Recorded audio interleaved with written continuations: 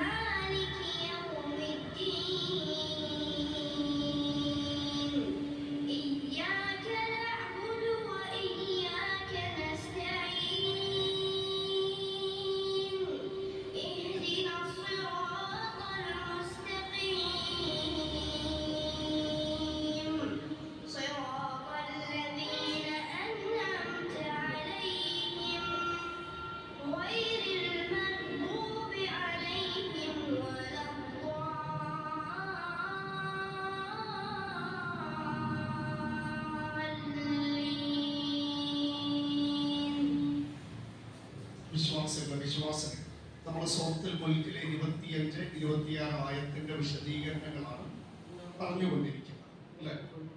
നമ്മളത് ഓതണ്ടേ?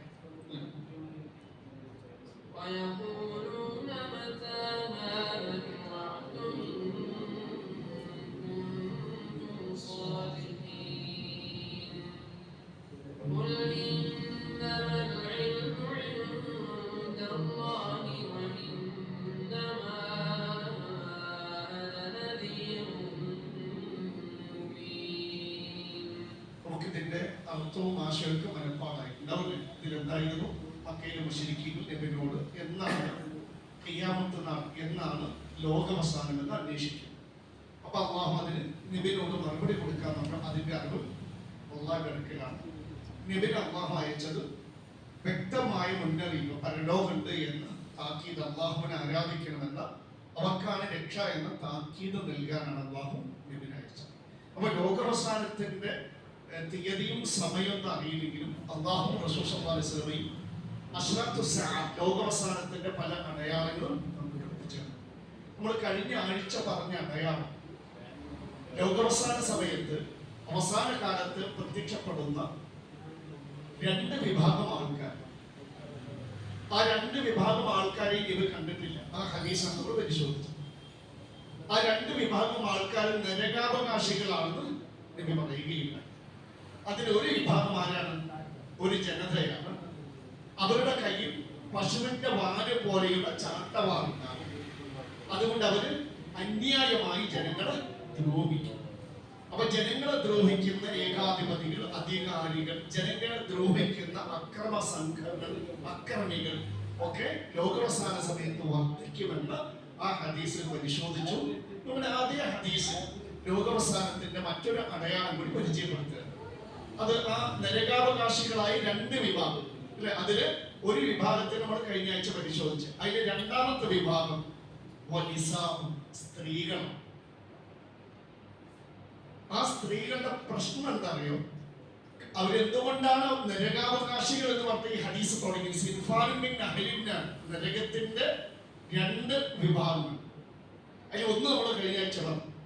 രണ്ടാമത്തെ വിഭാഗം അറിയാം. നിസാ എന്ന് പറഞ്ഞ സ്ത്രീകൾ. കാസിയാത്ത് എന്ന് പറഞ്ഞാല് വസ്ത്രം ധരിച്ചവരാണ് അവർ. പക്ഷേ ആരിയാത്ത് അവര് നഗ്നകളാണ്. വസ്ത്രം ധരിച്ചിട്ടും അവർ നഗ്നകളാണ്. അതിന് നമ്മൾ ഉടുത്ത നഗ്നകൾ എന്ന് പറയും. പിന്നെ അവരുടെ പ്രശ്നം എന്താ? അവർ ചെയ്യുന്ന തെറ്റ് മുമീലാത്ത് എന്ന് പറഞ്ഞാൽ കുണിഞ്ഞു നടക്കുക, ആടിക്കുഴഞ്ഞ് നടക്കുക, കൊഞ്ചിക്കുഴഞ്ഞ് നടക്കുക. പിന്നെ അവരുടെ മറ്റൊരു തെറ്റെന്താ? മായിലാത്ത് എന്ന് പറഞ്ഞാൽ വശീകരിക്കുന്ന ഗുരുമായ സ്ത്രീകൾ. മറ്റന്യ പുരുഷന്മാരൊക്കെ എന്നെ നോക്കണം, എന്നിലേക്ക് ആകർഷിക്കണം എന്ന നിലക്ക് അത് വസ്ത്രം ധരിക്കലാകാം, ചിലപ്പോൾ കണ്ണുകൾ കൊണ്ട് അത് ചേഷ്ടകളാക്കാം, കൈകാലുകൾ കൊണ്ടാകാം, ചിലപ്പോൾ ശരീരത്തിലെ അവയവങ്ങളുടെ ഇടക്കലോ മറ്റോ കൊണ്ടൊക്കെ ആയിരിക്കാം. പക്ഷെ അവരുടെ മറ്റൊരു തെറ്റാണെന്ന് മാറ്റിയില്ലാത്ത കുണിഞ്ഞു നടക്കുന്നവരും പിന്നെ അതുപോലെ തന്നെ ഇത് വശീകരിക്കുന്നവരുമായ സ്ത്രീകൾ. ക്ലിയർ?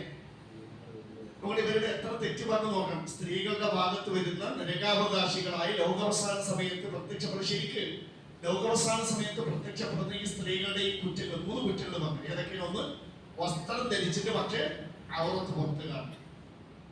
പിന്നെ അങ്ങടിക്കൊടഞ്ഞ് നടക്കും.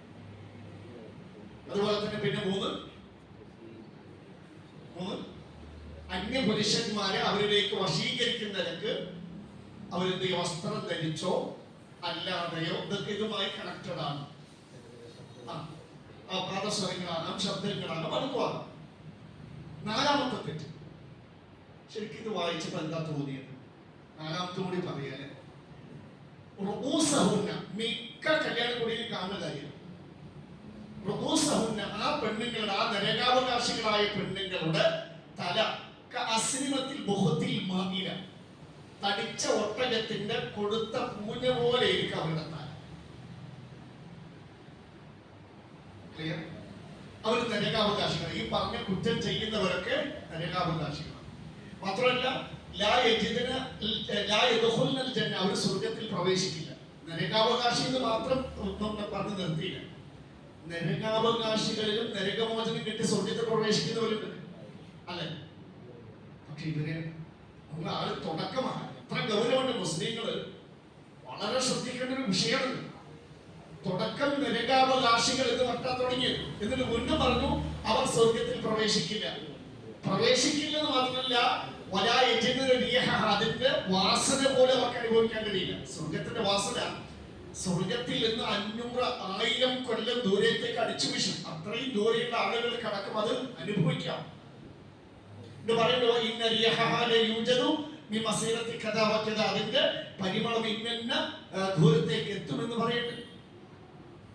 അവിടെ ശരിക്ക് ഈ ഹദീസ് വായിച്ചപ്പോൾ എന്താ തോന്നിയത്?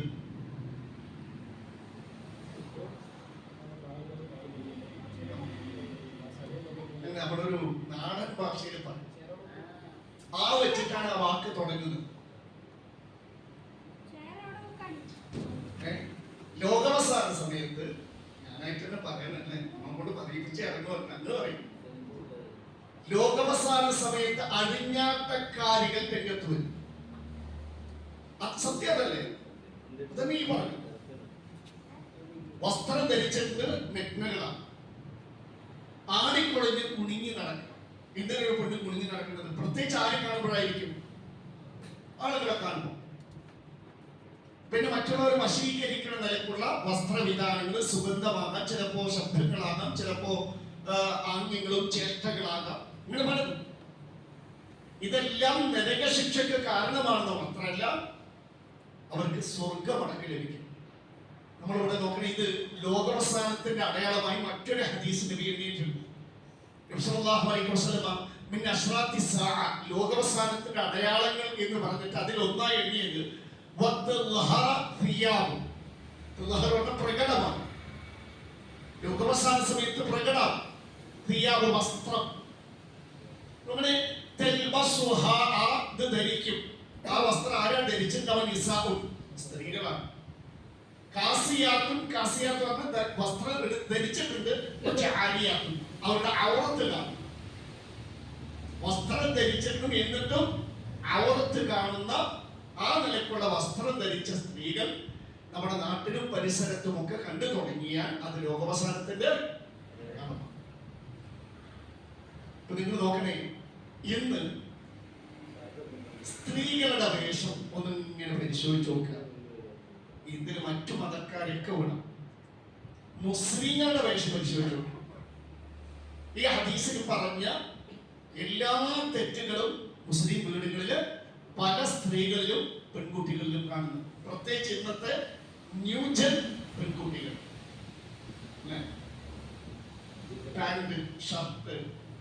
കഴിഞ്ഞ ദിവസം ഒരു ക്ലാസ്സിന് പോകും, അപ്പൊ ജീൻസ് പാൻറ് കൊണ്ട് ടീഷർട്ട് കൊണ്ടിട്ട് റോഡ് വക്കിൽ നിന്ന് ഡീലെടുക്കുന്ന മുസ്ലിം കുട്ടികളാണ്. തട്ടവങ്ങൾ നിർത്തൽ ഇട്ടിട്ടുണ്ട്. അപ്പൊ ജീൻസ് പാൻറ് തൊട്ട് ഇൻസേർട്ട് ചെയ്താൽ എന്താ പറ്റുക? മാറ് പ്രൊജക്ട് ചെയ്തില്ല, പിൻഭാഗം പ്രൊജക്ട് ചെയ്തില്ല. മാത്രമല്ല ഒരു പെണ്ണിന്റെ ബോഡി ഷേപ്പ് ശരിക്ക് അതന്നെയല്ലേ നബി പറഞ്ഞത്. അവര് പറയും വസ്ത്രം ധരിച്ചിട്ടുണ്ടോ? ഉണ്ട്. എന്തിനാത് ധരിച്ചത്? ധരിച്ചത് അവരുടെ മിന്നുമണ്ഡലുകളും സ്ത്രീകൾക്ക് മുഖവും മുൻകൈയും ഒഴിച്ച് എല്ലാം ആവത്താണ്. അത് മുഴച്ച് കാണാതിരിക്കാനാണ് വസ്ത്രം ധരിക്കാൻ പറഞ്ഞത്. പക്ഷെ വസ്ത്രം ഇട്ടിട്ടും ഇതൊക്കെ മുടച്ചു കാണുന്നു. അതാണ് ഈ ഹദീസിന്റെ പ്രതിപാദ്യ വിഷയം.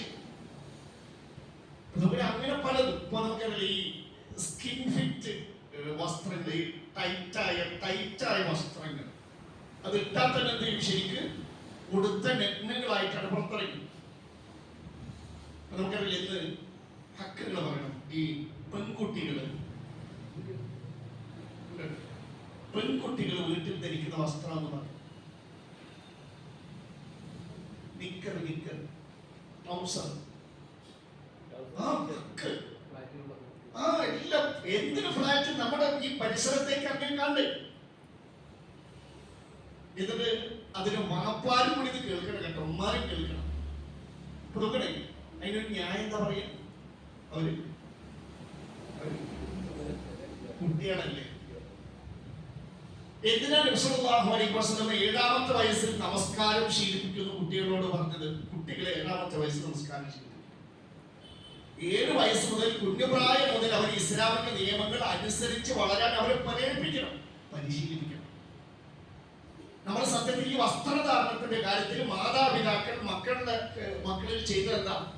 അള്ളാഹുവിന്റെ വസ്ത്രം, സ്ത്രീകളോടുള്ള, മുഅ്മിനീങ്ങളോടുള്ള, മുസ്ലിങ്ങളോടുള്ള, വനിതകളോടുള്ള വസ്ത്ര നിയമം ലംഘിക്കാൻ പ്രേരിപ്പിച്ചും പരിശീലിപ്പിച്ച വളർത്തുന്നത്.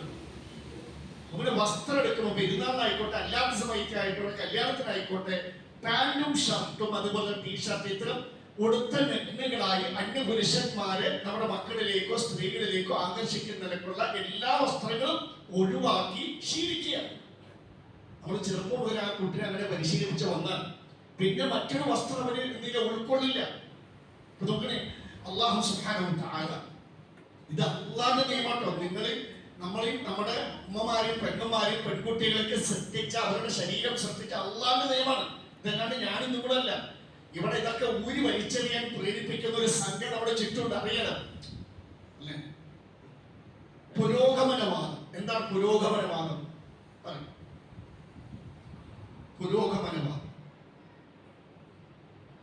ഹിജാബ് ഇട്ട പെണ്ണിന്റെ ഹിജാബ് അഴിച്ച് കുറി തൊടിയിക്കുക, അത് പുരോഗമനം. പിന്നെ കുറി തൊട്ട പെണ്ണിനെ ഹിജാബ് ഇടിയിപ്പിക്കുന്നത് ഏതാണ്? പുരോഗമനം. ആലോചിക്കണം. അവര് ഉടുതുണിയിലാണ് നടന്നത്. പക്ഷേ ഒരു മുസ്ലിം സ്ത്രീയോട് അള്ളാഹുവിന്റെ കൽപ്പന പാലിച്ച് നടക്കുമ്പോൾ മാനം കെടുത്താൻ ആൾക്കാർ അത് കണ്ട് നമ്മൾ ഉടുതുണി അഴിച്ചിടരുത്. അള്ളാഹു സുബ്ഹാനഹു വ തആല വസ്ത്രം ധരിക്കാൻ പറഞ്ഞതിന്റെ ലക്ഷ്യങ്ങളിൽ പ്രധാന ലക്ഷ്യം എന്തായിരുന്നു? ഔറത്ത് മറയലാണ്.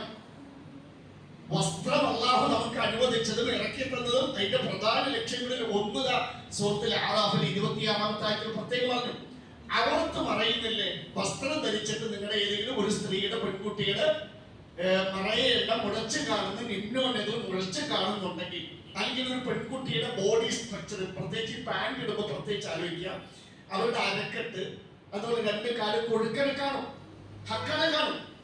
ഈ പാൻറ് ഇട്ടിട്ട് പിന്നെ ഈ ഇൻസേർട്ട് ചെയ്ത് എന്താ പറ്റുക? ശരിക്കും അവരുടെ ബോഡി ഷേപ്പ് കാണും. ഒരു പുരുഷൻ, ശരിക്കും ആരെങ്കിലും ഒരു പുരുഷൻ ഇങ്ങനെ ഒരു ടീഷർട്ടും പാൻറ്റും ഇൻസേർട്ട് ചെയ്തിട്ട് ഒരു കുട്ടിനെ സ്കൂളിൽ കുട്ടിനെ വിളിക്കാൻ പോയപ്പോൾ, ഒരു 5ാം ക്ലാസ് 6ാം ക്ലാസ് പഠിക്കുന്ന കുട്ടി, അപ്പൊ ഏകദേശം ഒരു 12-13 വയസ്സ്, ജീൻസും ടീഷർട്ടും ഉള്ളിൽ കിട്ടും. തട്ടം മുസ്ലിമാൻ അറിയാം, വെറുതെ തട്ടങ്ങനെ നമ്മൾ കോടകം എന്ന് പറയും, കോടകം വെറുതെ തലയിൽ കൊടുത്തു മുസ്ലിങ്ങളെ പറയിപ്പിക്കണേ, എല്ലാം കാണും. അപ്പൊ ശരിക്കും ഒരു ആണ് ഈ രൂപത്തിലുള്ള ഒരു സ്ത്രീയെ കണ്ടാൽ എന്താ ചെയ്യാം? എന്നാണ് അവരുടെ മനസ്സിൽ ഈ കുട്ടിയുടെ സ്ട്രക്ചർ മനസ്സിൽ വരും. പെട്ടെന്ന് കണ്ടു ആലോചിക്കണ്ടേ? പ്രത്യേകിച്ച് നോക്കണേ, ഉമ്മമാരോടോ സഹോദരിമാരോടോ അള്ളാഹുവിന്റെ നിയമം ഇത് ലംഘിച്ചവരൊക്കെ ജീവിക്കണേ ജീവിക്കാം. യുക്തിവാദികളുടെ പിന്നാലേക്ക് പോകാം, നിരീശ്വരവാദികളുടെ പിന്നാലെ പോകാം, എന്താ പറയാ, സ്വതന്ത്ര ചിന്തകളുടെ പിന്നാലെ പോകാം. പക്ഷേ മരിച്ചിട്ട് നമ്മളും നമ്മുടെ മക്കളും കുടുംബമൊക്കെ പോകുന്നത് പടച്ചോണ്ടെടുത്തിട്ട് ഈ നിയമം അനുസരിച്ചോ ഇല്ലേ എന്ന് അള്ളാഹുവിന്റെ ചോദ്യത്തിന് ഞാനും നിങ്ങളും നമ്മുടെ മക്കൾ എന്ന് മറുപടി പറയും. പാപ്പാരും മറുപടി പറയേണ്ടി വരും. ഈ ഡ്രസ്സൊക്കെ മേടിച്ചു കൊടുത്തത് ആരാ? പാപ്പാരല്ലേ? ഉറപ്പാണ് ആ മക്കളെ വിചാരണ ചെയ്യുമ്പോൾ ഒന്നാം പ്രതി ചിലപ്പോൾ പാപ്പാരായിരിക്കും. അതുകൊണ്ട് ആ നമ്മുടെ സമ്പത്ത് മുടക്കിയിട്ട് മക്കള് നമ്മള് സ്വയം ശിക്ഷയിലേക്ക് തള്ളിയിടുന്ന അള്ളാഹു പറയും വസ്ത്രത്തിന്റെ ലക്ഷ്യങ്ങളിൽ പ്രധാനം ഒന്നല്ലേ. ഒപ്പം يا بني آدم قد أنزلنا عليكم لباسا يواري سوآتكم وريشا ولباس التقوى ذلك خير ذلك من آيات الله لعلهم يذكرون. അല്ലയോ മനുഷ്യരെ, എന്നിട്ട് അള്ളാഹ് നമ്മളെ വിളിച്ചു പറയുന്നു, മനുഷ്യരെ വിളിച്ചു പറയുന്നു, അത് അൻസൽനാ അലൈക്കും നിങ്ങളിലേക്ക് നാം ഇറക്കി തന്നിരിക്കുന്നു ലിബാസൻ വസ്ത്രം. വസ്ത്രം ഇറക്കി തന്നു. എന്താണ് വസ്ത്രത്തിന്റെ ഒന്നാമത്തെ ലക്ഷ്യം? യുവാരി സൗആത്തിക്കും നിങ്ങളുടെ ഗോപ്യസ്ഥാനങ്ങൾ മറയ്ക്കാനാണ് ഒന്ന്. വസ്ത്രം ധരിക്കുന്നവരുടെ നഗ്നത പറയാൻ സ്ത്രീകൾക്ക് അവരുടെ മുഖവും മുൻകൈ വെച്ച് ബാക്കിയൊക്കെ പറയണം.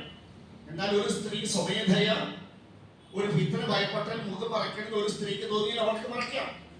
അത് തെറ്റല്ല, അത് അവളുടെ സ്വാതന്ത്ര്യമാണ്. കൈ മറയ്ക്കണം തോന്നി മറയ്ക്കാം. നമ്മൾ ആലോചിക്കണം, ഒന്നാമത്തെ ലക്ഷ്യം അത് മറയണം. എന്ത് ചെയ്യാൻ പാടില്ല? ഒരിക്കലും വസ്ത്രം ധരിച്ചിട്ട് അത് എന്ത് ചെയ്യാൻ പാടില്ല? മുടച്ച് കാണരുത്. പിന്നെ അലങ്കാര വസ്ത്രവും നിങ്ങൾക്ക് ഇറക്കി തന്നു. അതുകൊണ്ട് അള്ളാഹ് പറയാ, തഖ്വയുടെ അള്ളാഹുവിനെ പേടിക്കുന്ന വസ്ത്രമാണ് നല്ലത് കേട്ടോ. ഇതൊക്കെ നിങ്ങൾ ആലോചിക്കാൻ വേണ്ടിയിട്ടുള്ള അള്ളാഹുവിന്റെ ദൃഷ്ടാന്തങ്ങളും ലക്ഷ്യങ്ങളുമാകുന്നു, തെളിവുകളാകുന്നു, ദൃഷ്ടാന്തങ്ങളാണ്, ആയത്തുകളാണ്. ആ വസ്ത്രത്തിന്റെ ഒന്നാമത്തെ ലക്ഷ്യം അള്ളാഹു വസ്ത്രം പറഞ്ഞപ്പോ ഇറക്കിയതിന്റെ ലക്ഷ്യം പറഞ്ഞപ്പോ ആദ്യം പറഞ്ഞതാ ഔറത്ത് മറയണമെന്ന്. അത് മറഞ്ഞോ നോക്കുക. അപ്പൊ നിങ്ങള് മക്കളൊക്കെ ഡ്രസ് ചെയ്ത് കണ്ണാടി നോക്കൂലേ? ഏറ്റവും കൂടുതൽ കണ്ണാടി മുമ്പിൽ ആരാ നിൽക്കുക? ഉറപ്പാണ്. നമുക്കിപ്പോ നോക്കിയില്ലെങ്കിലും ടിവിയിൽ തന്നെ പോകാൻ എന്താണ് നോക്കേണ്ടത്? തിരിഞ്ഞും മറിഞ്ഞും എന്താണ് തിരിഞ്ഞു മറിഞ്ഞു നോക്കേണ്ടത്? അള്ളാഹു എന്തിനാണ് വസ്ത്രം തന്നത്? അത് മറയേണ്ടതൊക്കെ മറഞ്ഞിട്ടുണ്ടോ എന്ന് ഉറപ്പുവരുത്തും. ഇവിടെ അല്ലാഹു സുബ്ഹാനഹു വ തആല ഒരു സ്ത്രീയോട് നമ്മൾ വളരെ ലൂസുള്ള പർദ്ദ, ജിൽബാബ് എന്നാ പറയും. എന്നിട്ട് മൂടുപടങ്ങൾ എന്ത് ചെയ്യണം? വലിയ മൂടുപടങ്ങൾ അവരുടെ മാറിലൂടെ തൂങ്ങിക്കിടക്കും. നമുക്ക് മക്കളെ വലിയ പർദ്ദ ലൂസുള്ളതായിരിക്കും. അവസാനം ഇതിന്റെ കുറച്ച് നിർദ്ദേശങ്ങൾ നമുക്ക് പറഞ്ഞു തരാം. അപ്പൊ ഇങ്ങനെ എന്തിനാണ് ഒരു മുസ്ലിം സ്ത്രീയോട് ഇങ്ങനത്തെ ഒരു പ്രത്യേക വേഷം ധരിക്കാൻ പറഞ്ഞത്? അവരുടെ ഔറത്തോ ബോഡി സ്ട്രക്ചറോ അല്ലെങ്കിൽ മുഴച്ചു കാണുന്ന അവയെ മുഴച്ചു കാണാത്ത വിധത്തിലൊക്കെ എല്ലാം പറയുന്ന വിശാലമായ ലൂസുള്ള കട്ടിയുള്ള ഒരു വലിയ പർദ്ദ, ജിൽബാബ്, മൂടപടങ്ങൾ ധരിക്കാൻ പറഞ്ഞത് എന്തിനാണ്? ഒരു മുസ്ലിം സ്ത്രീയുടെ ഐഡന്റിറ്റിയാണ്. ഞാനൊരു മുസ്ലിം സ്ത്രീയാണ്, അള്ളാഹുവിന്റെ നിയമം അനുസരിക്കുന്ന ഒരു വനിതയാണ് എന്ന് ആരറിയിക്കാനാ? ലോകരോട് വിളിച്ചു പറയും.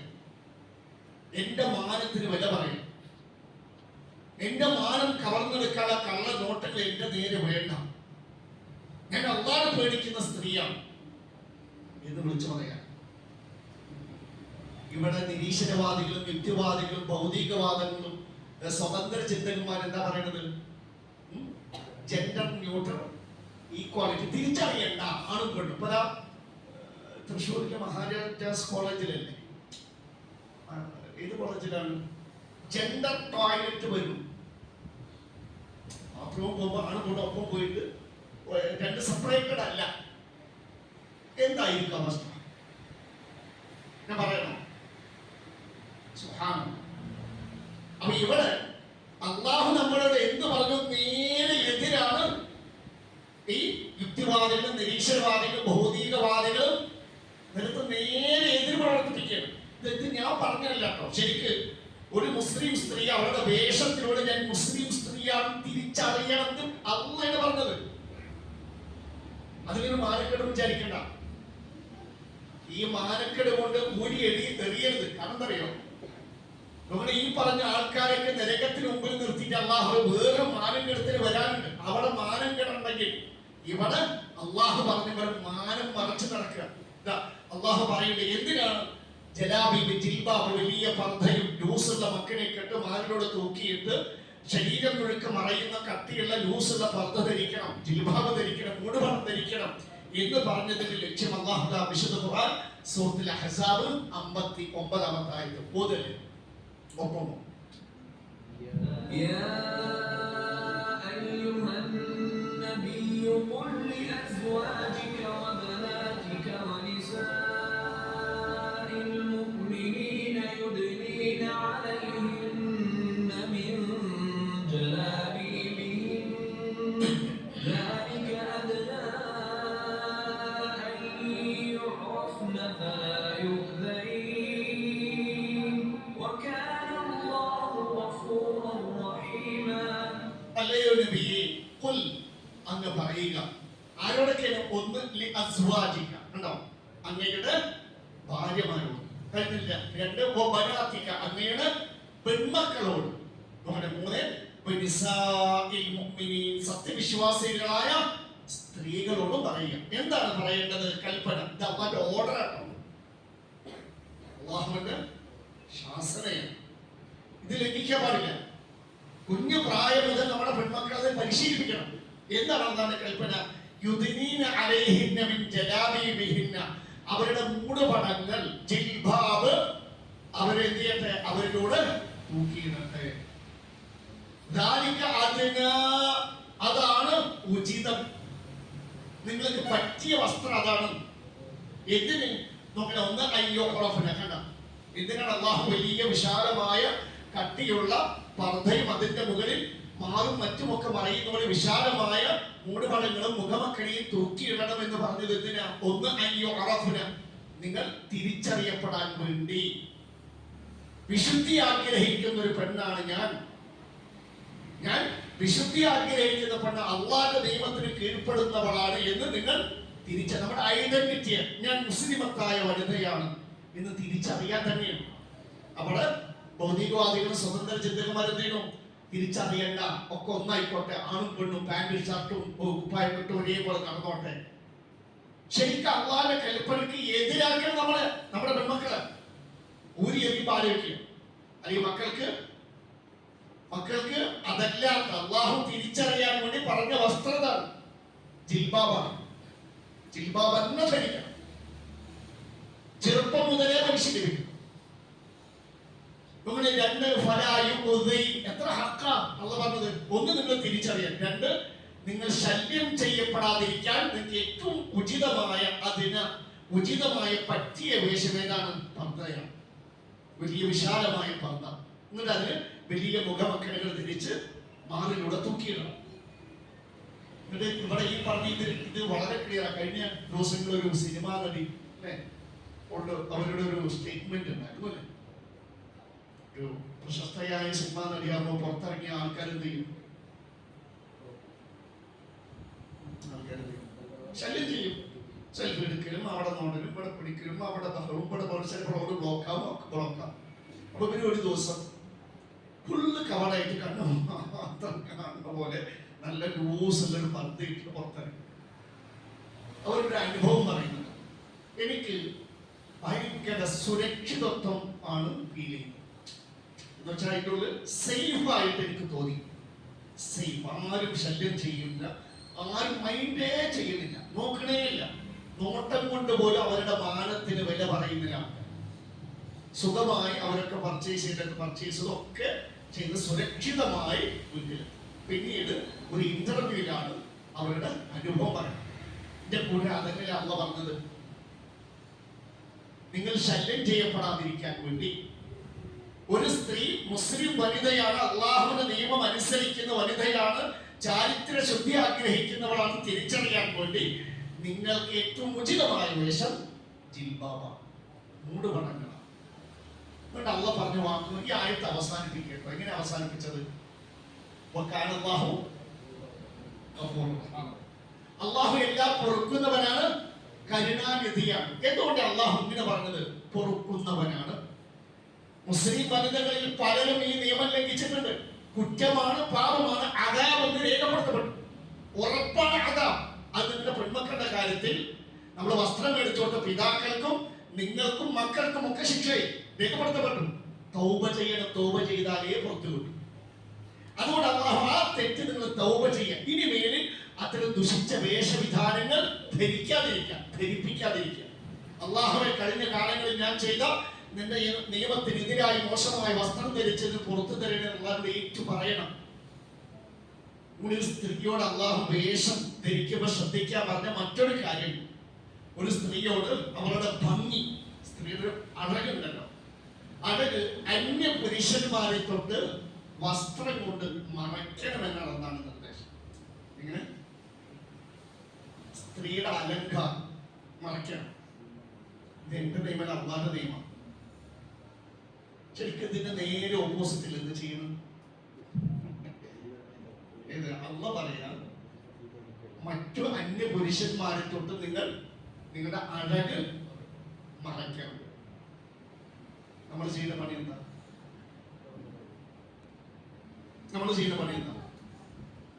കണ്ണാടി നോക്കണ എന്തിനാണ് മാത്രം പറഞ്ഞാൽ മതി. അഴക്, ഞാൻ കുറച്ചുകൂടി അഴക് വന്നോ മൊഞ്ചു കൂടിയോ അല്ല പറയാ. കുൽ, നബിയെ പറയുക, അങ്ങ് പറയുക, ലിൽ മുഅ്മിനാത്തി, സത്യവിശ്വാസികളോട് പറയുക, യഗ്ദുദ്ന മിൻ അബ്സ്വാരിഹിന്ന, അവരുടെ കൺപോളകൾ താഴ്ത്തട്ടെ. എന്തിനാണ് അല്ലാഹു കൺപോള താഴ്ത്താൻ പറഞ്ഞ? അന്യ പുരുഷന്മാരിൽ നിന്ന് കൺപോളകൾ താഴ്ത്തട്ടെ. എന്തിനാണ്? വയഹ്ഫദ്ന ഫറൂജഹുന്ന, അടിവരയിട്ട് പറഞ്ഞിട്ടുണ്ട്, അവരുടെ ഗുഹ്യഭാഗം സംരക്ഷിക്കാൻ.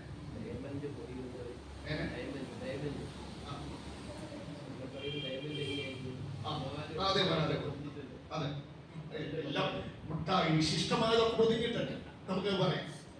ഇവിടെ അല്ലാഹു നോട്ടം എന്താണ്? ഈ കൺപോളുകൾ താഴ്ത്താൻ ഉദ്ദേശം എന്താ? എപ്പോഴും ഇങ്ങനെ തലതാഴ്ച നടക്കുന്ന നോട്ടം നിയന്ത്രിക്കണം. അന്യ പുരുഷന്മാരെ മോശമായി നോക്കരുത്. നിങ്ങൾ നോക്കിയാൽ എന്താ കുഴപ്പം? ഇതാണപ്പോ ചോദ്യം. ഇപ്പത്തെ ചിന്ത എന്താ നോക്കിയാൽ എന്താ ഭയങ്കര ഇങ്ങനെയൊക്കെയല്ലേ ചോദ്യം. എന്താ കുഴപ്പം? ഒരാണിനോട് നിങ്ങൾ സോഫ്റ്റ് ആയിട്ട് സംസാരിക്കുക. അള്ളാഹു പറഞ്ഞു, ഒരു മുഅ്മിനത്തായ പെണ്ണ് ഒരു അന്യ പുരുഷനോട് സോഫ്റ്റ് ആയി സംസാരിക്കണം. കൊഞ്ചിക്കുടഞ്ഞോ കുടുങ്ങിയോ സംസാരിക്കണം. നിങ്ങൾ നോക്കിയാൽ എന്താ പ്രശ്നം എന്നാണ് ചോദ്യം. ഒരു പെൺകുട്ടി സാധാരണ നിലക്കുള്ള ഒരു നോട്ടം, നമ്മൾ ഒരാളെ തിരിച്ചു പോകുമ്പോൾ അറിയാതെ ഒരു നോട്ടം ഉണ്ടാവും. ഓക്കെ, അത് കഴിയും, അതോടെ നിർത്തണം. ഒരു പ്രത്യേക നോട്ടം നോക്കിയാൽ ഇത് കണ്ട പുരുഷൻ അല്ലെങ്കിൽ ആ ചെറുപ്പക്കാരൻ എന്താ വിചാരിക്കുക? നമുക്കെന്നെ പറഞ്ഞു കൊടുക്കാൻ നമ്മളല്ല, അവൾക്ക് എന്നോട് എന്തോ ഒരു ഇതുണ്ടെന്ന് വിചാരിക്കും. ഉറപ്പാണ് പിന്നാലെ കൂടും. അത് കെട്ടിച്ച പറ്റ പെണ്ണാണോ, 3 മക്കളുള്ള ഭാര്യയാണോ, ഒന്നും നോക്കില്ല. പിന്നെ മാത്രമല്ല, ഇവരുടെ ശരീരത്തിൽ, പുരുഷന്മാരുടെ ശരീരത്തിൽ ആ നിലക്കുള്ള പ്രത്യേക നോട്ടങ്ങളോ അല്ലെങ്കിൽ നിങ്ങളുടെ ശരീരത്തിൽ ഏതെങ്കിലും ഒരു സ്ത്രീയുടെ നിമ്നോന്നതകളെ കാണുമ്പോൾ ഇതൊക്കെ യുക്തിവാദികൾ എന്ത് ചെയ്യും? ഈ കാട്ടാളന്മാരെന്നൊക്കെ പറയും. പക്ഷെ ശാസ്ത്രീയമായി തെളിയിക്കപ്പെട്ടത് പുരുഷന്മാരുടെ ശരീരത്തിൽ ചില സെക്ഷൽ ഹോർമോണുകൾ ഉത്പാദിപ്പിക്കപ്പെടും. പിന്നെ എന്ത് ചെയ്യും? അത്ര വൈകാരിക ചിന്തകളാണ്. പിന്നെ നോക്കുന്ന മുഴുക്കെ ഏത് ഭാഗത്തേക്കാണ് ഞാൻ പറയുന്നില്ല. എന്നിട്ട് ഓരോ പാടത്ത് വേഷം കെട്ടി പോലെ കോലം കെട്ടിയിട്ട് പാൻറ് ഇട്ട് ടീഷർട്ട് ഇൻസേർട്ട് ചെയ്തതൊക്കെ അവർക്ക് ആസ്വദിക്കാൻ കോലത്ത് അവന് മനസ്സിലെത്തി നമ്മുടെ പെൺമക്കളെ ഹക്ക് തുറന്നു പറയണ്ട. ഇനിയും നമ്മുടെ ഉമ്മമാര് ശരിയായിട്ട് അതുകൊണ്ട് പറയുന്ന എന്നിട്ട് ആ നമ്മുടെ പെൺമക്കളെ അവന്റെ മനസ്സിലിട്ട് വ്യഭിചരിക്കാൻ കോലം കെട്ടി ഇറക്കും ചെയ്യും. നമ്മൾ ഒന്ന് നമ്മുടെ നോട്ടം നിയന്ത്രിക്കും. പിന്നെ അള്ളാഹു പറഞ്ഞെന്താ, അവരുടെ സൗന്ദര്യത്തിൽ നിന്ന് പ്രകടമായത് ഒഴികെ ബാക്കിയൊക്കെ മറക്കണം. പ്രകടമായത് ഒഴികെ ബാക്കിയൊക്കെ മറക്കണം. അവരുടെ മുഖമക്കനങ്ങൾ അവരുടെ കുപ്പായ മാറിലൂടെ തൂക്കിയിടണം. എന്നിട്ട് വീണ്ടും അള്ളാഹു പറഞ്ഞു, അവരുടെ അഴക് വെളിവാക്കരുത്. ആരുടെ മുമ്പിൽ? മക്കള്, വാപ്പ, ഇതിന്റെ തൊട്ട് സുഹൃത്ത് 100 എടുത്തിട്ട് 31-ാമത്തെ ആയത്തൊന്നു കൃത്യമായിട്ട് കാണാതെ പഠിക്കേണ്ട ഒരു ആയത്താണ് പെൺമക്കളെ പഠിപ്പിക്കുക. അതല്ലാത്ത ബാക്കി എല്ലാ അന്യ പുരുഷന്മാരും നിങ്ങളുടെ അഴക് മറയ്ക്കണം. ഒരുപാട് നിർദ്ദേശങ്ങൾ അള്ളാഹു ഈ ആയത്തിൽ പറയുന്നു. ശരിക്കും നമ്മുടെ മുസ്ലിം സ്ത്രീകൾ, മുസ്ലിം വനിതകള്, സഹോദരിമാര് ശരിക്കും അള്ളാഹുവിന്റെ നിയമത്തിന് നേരെ എതിരാണ് പ്രവർത്തിക്കുന്നത്. ഈ കുട്ടികളുടെ ഡ്രസ് കോഡ് എന്ന് തോന്നുന്നു. ഈ തെറ്റ് കണക്കാക്കേണ്ട തെറ്റ് പറ്റിയ തെറ്റുണ്ട് നിങ്ങൾ പറയുമ്പോൾ പറയും എങ്കിൽ ഇതിൽ തെറ്റ് പറയും. അയഞ്ഞതാണെങ്കിൽ ഓക്കെ, ഒക്കെ ഡേറ്റ് ഉള്ളതാണ്. അല്ല ഇവിടെ നോക്കിയതാ ചോന്ന കളർ, എന്താ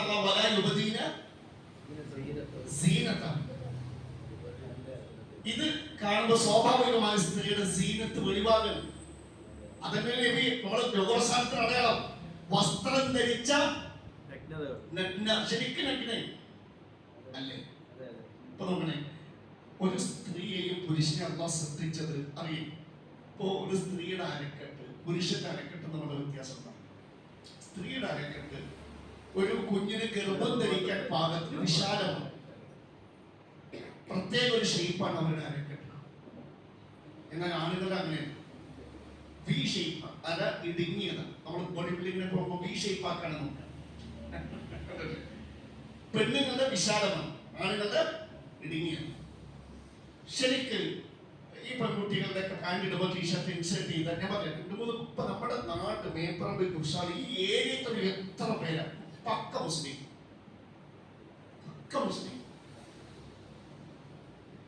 ശരിക്ക് അവരുടെ ബോഡി സ്ട്രക്ചർ ശരിക്കും ഒരു പെൺകുട്ടിയുടെ നഗ്ന ശരീരം ശരിക്കും ഇങ്ങനെ സ്ട്രക്ചർ ചെയ്ത് വെച്ചിട്ടുണ്ട്.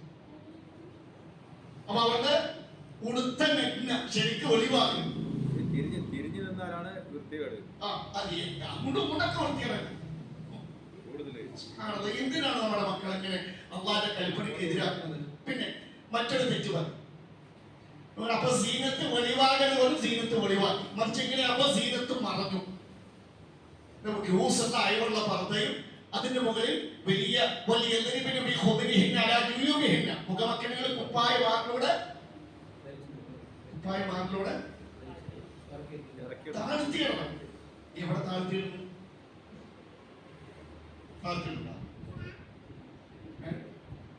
ഇങ്ങനെ ഇപ്പൊ കെട്ടുന്നതിന് കണക്കുള്ള പണ്ടൊക്കെ ഒരു നിദാനം ഇവിടെ പിൻവാങ്ങിട്ട് ഇപ്പൊ അതുമല്ല, അതൊക്കെ പൊട്ടിക്കണം. ഇപ്പൊ സ്റ്റൈൽ എങ്ങനെയാണ്?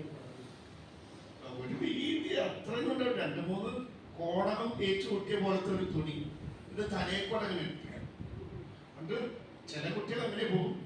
ചിലര് വേണമെങ്കിൽ ഒന്നും കൂടെ ഇടും, ഒന്ന് താഴോട്ട് വിടാം. ചിലരിങ്ങനെ ആഞ്ഞടിക്കലൊക്കെ നിന്നു. അപ്പൊ ആഞ്ഞടിക്കും കുറെ ആണികൾ ഇങ്ങനെ എടുത്ത് ഇവിടെ ഒരാണി അവിടെ ഒരാണി അങ്ങനെ ഒരു പൊരക്ക് വേണ്ട മുഴുവൻ ആണി പെൺകുട്ടികളുടെ തലയുണ്ടാവും. എന്റെ കൂടെ ഭംഗിയായിട്ട് ഈ ആണിയും എന്താ പറയുക സ്ക്രൂ ഡ്രൈവർ ഒന്നും വേണ്ടല്ലോ. ഇനി അവരുടെ ബാഗൊക്കെ വരും. ചിലപ്പോ സ്ക്രൂ ഡ്രൈവറും എന്താ പറയാ കട്ടിപ്ലാനൊക്കെ ഉണ്ടാവും, പറിച്ചെടുക്കണ്ടേ. അതിനേക്കാളും മാന്യമായിട്ട് അള്ള പറഞ്ഞു പോലെ അത് നല്ലൊരു ഹിജാബ് അല്ലെ, നല്ലൊരു ഹിജാബ് മേടിച്ചാൽ കിട്ടാൻ നമ്മുടെ മാനം പറഞ്ഞില്ലേ. പിന്നെ ഇടക്കിടക്ക് ഈ ആണി തറക്കാനും ടൈറ്റാക്കാനും നിൽക്കണ്ടല്ലോ. മാത്രമല്ല ഈ കുട്ടികൾ നോക്കണേ, ഇവരുടെ എന്ത് പറഞ്ഞിട്ടില്ല, കുപ്പായ മാറിലൂടെ തൂങ്ങിയിട്ടില്ല. അതുകൊണ്ട് മാറി മറന്നിട്ടില്ല. അള്ള പറഞ്ഞെന്താ, അവരുടെ എന്ത് ചെയ്യണം, അവരുടെ കുപ്പായ മാറിലൂടെ തൂങ്ങണം, തൂങ്ങി ലൂസായി കിടക്കണം. അപ്പൊ ശരിക്കും നോക്കണേ, അള്ളാഹുവിനെ ഈ കൽപ്പനയ്ക്ക് എതിരെ പ്രവർത്തിച്ചാൽ പരലോകത്ത് ഉറപ്പാണ് വഴി പറയേണ്ടി വരും. നോക്കണേ, ശരിക്കും ശരീരം മുഴുക്കെ അള്ളാഹുവിന് ഈ നിബന്ധന പാലിച്ചൊരു വസ്ത്രം ധരിക്കുന്നില്ലെങ്കിൽ നമ്മൾ പഠിച്ച ഹദീസ് തുടക്കത്തിൽ എന്താ പറഞ്ഞത്? നരകശിക്ഷയ്ക്ക് കാരണമാണ്. ഇതാണ് ശരിക്കും വസ്ത്രം, നല്ല ലൂസ് ആയിട്ടുള്ള വസ്ത്രം. പ്രായമാകുമ്പോഴല്ലേ ഇടുള്ളൂ. ചെറുപ്പത്തിലാണുള്ളത്. പ്രായമാകുമ്പോൾ ചെറുപ്പം മുതൽ പരിശീലിപ്പിക്കണം, ഇല്ലെങ്കിൽ പ്രശ്നമൊന്നുമില്ല. അതാ നബി എന്താ പറഞ്ഞത്?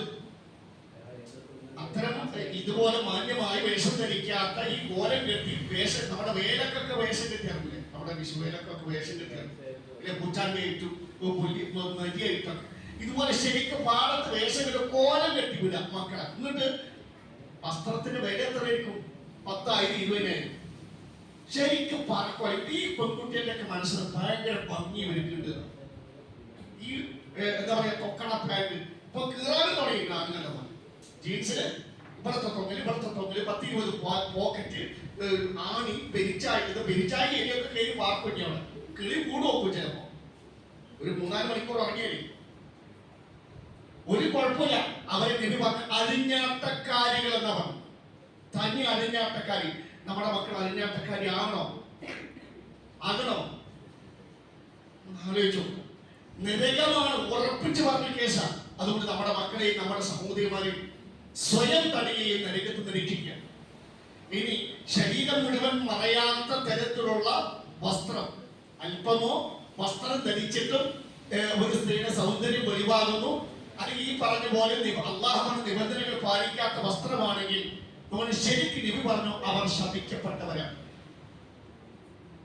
ഈ ഹദീസിന്റെ തുടക്കഭാഗം ഞാൻ പറയട്ടെ. ഈ ആശയം അവസാന കാലം, ലോകാവസാനത്തോട് അടുക്കുമ്പോൾ ചില പുരുഷന്മാരുണ്ടാവും. അവർ ശരിക്കും മുസ്ലിങ്ങൾ ഉദ്ദേശിച്ച് പറഞ്ഞ ഹദീസ്. അവർ വളരെ മൃദുലമായ സീറ്റുള്ള വാഹനങ്ങളിൽ സഞ്ചരിക്കും. പാസഞ്ചർ സീറ്റിൽ അവര് പള്ളിന്റെ മുമ്പിൽ വന്നാണ്. അവർ പള്ളിന്റെ മുമ്പിൽ വന്നാണ്. നിസാഉഹും, അവരുടെ സ്ത്രീകൾ പള്ളിക്ക് ഇറങ്ങണേ. കാസിയാത്തുൻ ആരിയാത്തുൻ, വസ്ത്രം ധരിച്ചിട്ട് നഗ്നങ്ങളാണ്. കഴിഞ്ഞ ഈദുൽ ഫിത്തറിന് ഒരു പള്ളി, അവിടെ വന്ന ചില സ്ത്രീകൾ പെരുന്നാൾ പാന്റ് ചിലതേക്ക് പകർത്തിട്ട് മാറ്റി ആ കോലത്തിൽ പറഞ്ഞിട്ടുണ്ട്. കയ്യറ്റങ്ങാനും പൊക്കിയ പെണ്ണ് സാക്ഷാൽ അള്ളാഹുവിന്റെ ഈദ്ഗാഹിലേക്ക്, അള്ളാഹു സ്മരിക്കുന്ന സദസ്സിലേക്ക് മുസ്ലിം പെണ്ണുങ്ങൾ വന്ന ആ സ്ത്രീക്ക് 2-3 മക്കളും ഒരു 3 മക്കളുടെ കോലം കെട്ടി വന്നിട്ട് പെരുന്നാണ്. നീ പറഞ്ഞ എത്ര ശരിയാ. പള്ളിന്റെ മുമ്പിൽ അവരുടെ കോലതായിരിക്കും. അവരുടെ മറ്റൊരു ഒട്ടകം, മെലിഞ്ഞ ഒട്ടകത്തിന്റെ പൂഞ്ഞ പോലെ ഉണ്ടാവും. ഇല്ല അനൂഹുന്ന് നിങ്ങൾ അവരെ ശപിക്കുക. ഉറപ്പണിക്ക് ഒരു മതി നബി പറഞ്ഞതാ, ശപിച്ചോളൂ. നബി ആരെങ്കിലും ശപിച്ചിട്ടുണ്ടോ? ശരിക്കും ഈ വിഷയം മുസ്ലിം സ്ത്രീകളുടെ വസ്ത്രധാരണം ശ്രദ്ധിക്കാം. ഇത് നബി ഇല്ല അനൂഹുന്ന, നിങ്ങൾ വിശ്വാസികൾ അവരെ ശപിക്കുക. ഇത്തരത്തിൽ മോശമായി ഇസ്ലാമികമല്ലാത്ത വേഷം ധരിച്ചിറങ്ങുന്ന പെണ്ണുങ്ങളെ നിങ്ങൾ ശപിക്കുക. ഇസ്ലാമിൽ എന്തെങ്കിലും ആരും ശപിച്ചിട്ടില്ല. അത്രക്ക് ദുർനടപ്പുകാരികൾ എന്നാ പറഞ്ഞർത്ഥം. മാത്രമല്ല നമ്മൾ മാത്രമല്ല, അവർ ശപിക്കപ്പെട്ടവരാ. അള്ളാഹുവിനാൽ അള്ളാഹു റസൂലിന്റെ വാക്കിനാൽ ശപിക്കപ്പെട്ടവരാ. വേണോ നമ്മുടെ മക്കള് അള്ളാഹുവിന്റെ റസൂലിന്റെ ശാപമേറ്റവരായിട്ട് മരിക്കണം? നമ്മൾ ആലോചിക്കും. നോക്കണേ, ഇവിടെ വസ്ത്രം കുറെ പറഞ്ഞു, ഇതും കൂടി ഒന്ന് പറയണല്ലേ. ഏത് ലോകാവസാന സമയത്തൊന്ന് വസ്ത്രം നമ്മൾ പറഞ്ഞു. പിന്നെ അവരുടെ തല എങ്ങനെ വന്നത്? ഒട്ടകത്തിന്റെ എന്താ നമ്മൾ പറഞ്ഞ ഹദീസിൽ തടിച്ച ഒട്ടകത്തിന് കൊടുത്ത ഊഞ്ഞ പോലെ. മുടി ഇല്ലാത്ത പെണ്ണുങ്ങള് ബണ്ണ് നല്ല പറയാ, ബണ്ണ് വെച്ച് പൊക്കുക. ശരിക്കും ഈ തല ഏതുപോലെ ഉണ്ട്? നോക്കി ഒട്ടകത്തിന്റെ പൂഞ്ഞ കണ്ടിട്ടില്ലേ? ശരിക്കും അതുപോലെ കണ്ടില്ലേ? ഇതാണ് പൂഞ്ഞ. ഇത് ഈ തല ആ തലയിൽ നോക്കിയിട്ടുണ്ട്. സെയിം അതിന്റെ ഷെയ്പ്പാണ് ഉദ്ദേശിക്കേണ്ടത്. ഇതിന്റെ ഷെയ്പ്പ് കണ്ടോ? അവിടെ അതാ ശരിയാക്കുന്നുണ്ട്. ഇവിടെ ഇരുന്ന് ശരിയാക്കും. ശരിക്കും നമ്മൾ ഇത് തെറ്റാണ്. നരകശിക്ഷക്ക് കാരണമായ കുറ്റം. ശരിക്കാലേക്കാം കല്യാണം കൂടി പോയി തന്നെ കാണണം. നിങ്ങൾ ഇത് എന്റെ വാക്കാം, ഒന്നാം വാക്കാം. ശരിക്കും നമ്മൾ ഇത് തെറ്റാ, നിങ്ങൾ ചെയ്യരുത്. ഈ ബണ്ണ് വെച്ചിട്ട് വെച്ചാലും പറ്റൂല. ഇനി ഇതാ ഇങ്ങനെ കെട്ടല് വേദനയായിട്ട് വരും. ഇതും ഇത് കട്ടിട്ട് ആ ഷേപ്പ് കണ്ടതാണ്. ഇതുപോലെ ഇതും ഏതിൽപ്പെടും? ഒട്ടകത്തിന്റെ പൂഞ്ഞ പോലെ പെടും. 8, 12 ഇതും ഏതിൽപ്പെടും? ഇങ്ങനെ മുകളിൽ ഇത് വ്യത്യാസം മനസ്സിലായി കണ്ടോ? ഇതിങ്ങനെ നേരെ അവരുടെ തലയുടെ ഇതിലൂടെ ഇങ്ങനെ നേരിട്ട് പിന്നെ ഇങ്ങനെ ചിലർ ബാക്കിലോട്ട് അതും ഏതിൽപ്പെടും? ഒട്ടകത്തിന്റെ പൂഞ്ഞ പോലുള്ള തലകൾ എന്തിൽപ്പെടും? ചിലർ മേലെ കാണും. കൂടുതൽ മുടിയുള്ള സ്ത്രീകൾ കെട്ടുമ്പോൾ മേലുള്ള മാതിരി വരുമല്ലോ. അങ്ങനെ നോക്കാം. തിരിച്ചുകൊണ്ടിരുന്നു ഒട്ടകത്തിന്റെ പൂഞ്ഞ പോലെ തന്നെ കണ്ടോ? ഇതാ അതിന് തിരിച്ചുകൊണ്ടിരുന്നതാ. വെക്കാൻ പാടില്ല. അപ്പൊ അതിന് കൊഴുക്കനെ ഇത് മുളച്ച് കാണാത്ത പോലെ കൊഴുക്കനെ ഉള്ളിലോട്ട് മടക്കിയപ്പോൾ അവർക്ക് അറിയാതെ പിന്നെയോ മറ്റൊക്കെ അവരിടാറുണ്ട്. അതാ ഇവിടെ ഇരിക്കുന്ന പല സ്ത്രീകൾക്കില്ലല്ലോ, അവർക്ക് മുടിയുണ്ട്. പിന്നെ നമ്മുടെ ഈ സദസ്സിന് ചിലതൊന്നും പറയാൻ പറ്റും. ഇത് ആരുടെ സിമ്പലാണ്? ഒരു കൂട്ടത്തിന്റെ സിമ്പലാണ്, വേശ്യകളുടെ സിമ്പൽ. കാലില് കെട്ടും. ഇപ്പൊ തുടങ്ങിയത് അതിപ്പോ തുടങ്ങിയത്. ബാംഗ്ലൂർ മുമ്പ് അഭിസാരികർ. അതെ, അവരുടെ ഒരു ചിലർ വെറ്റുമുറുക്കി ചുണ്ട് ചോപ്പിക്കും. അതുപോലെ തന്നെ ഇതും ഒരു ബാഡ് സിമ്പലാണ്. എന്തിനെ കൂടുതൽ ഈ ഹറാമ് ചെയ്യിപ്പിക്കണം? നോക്കണേ, അള്ളാഹു എന്തിനാണ് ഒരു സ്ത്രീയോട് ഈ പ്രത്യേക വസ്ത്രധാരണത്തിന് സ്ത്രീകൾക്ക് ഒരു പ്രത്യേകത അല്ലെ? എന്തിനാണ് അള്ളാഹു ഇങ്ങനെ പറഞ്ഞത്? നിങ്ങളുടെ ശരീരം ശ്രദ്ധിച്ച അള്ളാഹുവിനറിയാം. നിങ്ങളുടെ സുരക്ഷ, നിങ്ങളുടെ ചാരിത്രത്തിന് ആരും വില പറയാൻ പാടില്ല. നിങ്ങളുടെ മാനത്തിന് ആരും വില പറയും. അതിനാണ് അള്ളാഹു സുബ്ഹാനഹു വ തആല പ്രത്യേക നിയമങ്ങൾ നിങ്ങൾക്ക് തന്നത്. അതുപോലെ വസ്ത്രധാരണത്തിൽ സ്ത്രീകൾ ശ്രദ്ധിക്കേണ്ട ചില നിർദ്ദേശങ്ങൾ തരും. ഇതൊന്ന് ശ്രദ്ധിച്ചാൽ അക്കട്ട് പറയാം. ഒന്നാമത്തെ കാര്യം, വസ്ത്രം ധരിക്കുമ്പോൾ സ്ത്രീകൾ അല്ലെങ്കിൽ നമ്മുടെ മക്കൾക്ക് വസ്ത്രം വെക്കുമ്പോഴൊക്കെ ശ്രദ്ധിക്കേണ്ട ഒരു കാര്യം, ഒഴിവാക്കപ്പെട്ട ഭാഗങ്ങൾ ഒഴിച്ച് ദേഹമാസകൽ അറിയുന്നതാണ്. അപ്പൊ മുഖവും മുൻകഴിയും പ്രത്യേകം ശ്രദ്ധിക്കുക. ഒരു സ്ത്രീക്ക് സ്വമേധയ മുഖം എന്റെ സൗന്ദര്യമുള്ള ഭാഗമാണ്, അത് മറയ്ക്കണമെന്ന് തോന്നിയാൽ അവർക്ക് മറയ്ക്കാം. ഇസ്ലാം വിലക്കിയിട്ടില്ല. പിന്നെ മാത്രമല്ല, ചില സമയത്തൊക്കെ ഫിത്തന കൂടുതൽ അവൾക്ക് അവളുടെ മാനത്തിലോ മറ്റോ വില പറയും, ആരെങ്കിലും മോശമായി പെരുമാറാൻ തോന്നിയാൽ അവൾക്ക് എന്ത് ചെയ്യാം? ചില സമയത്തൊക്കെ അത് നിർബന്ധമാണെന്നുള്ള അഭിപ്രായങ്ങൾ പറഞ്ഞിട്ട് ചുരുങ്ങിയ പക്ഷേ മുഖവും മുൻകഴിച്ച് ദേഹമൊക്കെ മറയണം. ഇനി മറയണം പറയുമ്പോൾ ഈ പാന്റും ഷർട്ടൊക്കെ ഇട്ട മറയല്ലോ എന്ന് ചിന്തിക്കും. അടുത്ത നിബന്ധന കൂടി ചേർന്ന് വരും. രണ്ടാമത്, പുരുഷന്മാരെ വശീകരിക്കപ്പെടുന്നതോ സൗന്ദര്യം പ്രകടിപ്പിക്കുന്നതോ അങ്ങനത്തെ വസ്ത്രമാകാൻ പാടില്ല. ഒരു വസ്ത്രം ഇട്ടാൽ പുരുഷന്മാരെ വശീകരിക്കാമെന്നാ? നിങ്ങൾ വശീകരിച്ചതല്ല. നിങ്ങൾ വസ്ത്രം എന്തിനാണ് തുടക്കത്തിൽ പറഞ്ഞത്? സൗന്ദര്യം മറക്കാനാണ്. സ്ത്രീകൾക്ക് സൗന്ദര്യം മറക്കാനാണ്. നല്ല അടിപൊളി സുന്ദരിയാക്കിയിട്ട് ഇറക്കിയാലോ കുട്ടിയൊക്കെ. ഇപ്പൊ മിക്ക കുട്ടികളുടെയും ബാഗ് ചെക്ക് ചെയ്തിട്ടുണ്ടോ വാപ്പാന്മാരും? അടിപൊളി മേക്കപ്പ് ബോക്സ് അതിൻ്റെ ഉള്ളിൽ. വലിയ മേക്കപ്പ് ബോക്സുകൾ കണ്ടിട്ടില്ല. ആര വിളിച്ചു കൊടുത്തപ്പോ വാപ്പാന്റെ പൈസ മേടിച്ചു പോയിട്ട് മേടിക്കുന്നതായിരിക്കാം. ചിലപ്പോ വാപ്പാനെ വിളിച്ചു കൊടുത്തായിരിക്കാം. നിങ്ങൾ ശരിക്ക് ഒരു വശീകരിക്കുക എന്ന് പറഞ്ഞാൽ നിങ്ങളതേ സുന്ദരിയായിട്ട് നിങ്ങളുടെ മക്കളെ ഭക്തർ, അപ്പൊ അത് സ്വാഭാവികമായിട്ടും അന്യപുരുഷന്മാരെന്ത് ചെയ്യും? മണം പിടിപ്പിച്ചു വരും. അങ്ങനത്തെ എല്ലാവരും പറയും മണം പിടിക്കാന്നല്ല, മണം പിടിപ്പിച്ചു. പല കാര്യങ്ങളും മറ്റുള്ള ജനസൗഖ്യങ്ങൾ നടത്തുന്നില്ല. കള്ളത്തരങ്ങളും ഉണ്ട്, അതുണ്ട്. അതൊക്കെ പിടിക്കപ്പെടും. അതൊക്കെ അള്ളാഹു അതിനൊക്കെ എന്തെങ്കിലും ഇതുവരെ നടന്നതിലൊക്കെ എന്തെങ്കിലും പിടിക്കപ്പെട്ടിട്ടുണ്ട്. പക്ഷെ നമ്മൾ എന്ത് ചെയ്യാം? ഒരു മുസ്ലിം മുഖം അവിടെ നമുക്ക് എന്ത് ചെയ്യാം? മറക്കേണ്ട മുഖം. അതാണ് ഈ പറഞ്ഞ ഇത് മുഖവും ഒഴിവാക്കപ്പെട്ട ഭാഗങ്ങൾ ഒഴിച്ച് നമസ്കാരം നമസ്കാരത്തിൽ അഥവാ മുഖം മറയ്ക്കുന്നവരാണെങ്കിൽ മറക്കാൻ പാടില്ല. പിന്നെ ഹജ്ജിന് തവാഫ് ഒരിക്കലും എന്ത് ചെയ്യരുത്? മുഖം മറക്കാൻ. അപ്പൊ അള്ളാഹിന്റെ പൊതു നിയമമാണിത്, മുഖം കാണിക്കാം. കാരണം ഇതൊരു ഐഡന്റിറ്റിയാണ്. അറിയാം ഈ പറഞ്ഞ പ്രശ്നങ്ങളൊക്കെ ഉണ്ടാവുന്ന ഒരു കാലം. അപ്പൊ ഒന്നത് ഇത് ഒഴിവാക്കപ്പെട്ട ഭാഗങ്ങളൊക്കെ മുഖവും മുൻകൈ വെച്ച് ബാക്കിയൊക്കെ മറയുന്ന നിലയ്ക്കുള്ള ഒരു വസ്ത്രം. പിന്നെ ഇവിടെ അതിലേക്ക് ചേരേണ്ടത് ആ വസ്ത്രം ഒരിക്കലും എന്ത് ചെയ്യാൻ പാടില്ല. പുരുഷന്മാര് അവനടുത്താകുന്നു. പിന്നെ അബ്ബാമാന്റെ താലിമാരെ ഞാനും കെട്ടി അവളും കെട്ടി ഇവരും കെട്ടി എല്ലാവരും കെട്ടി എന്ന് പറഞ്ഞോലെ 8-12 ഏതാണ് സെക്കൻഡേ ബാക്കി. അപ്പൊ ഇങ്ങനെ എല്ലാവരും നോക്കി കണ്ടോളൂ.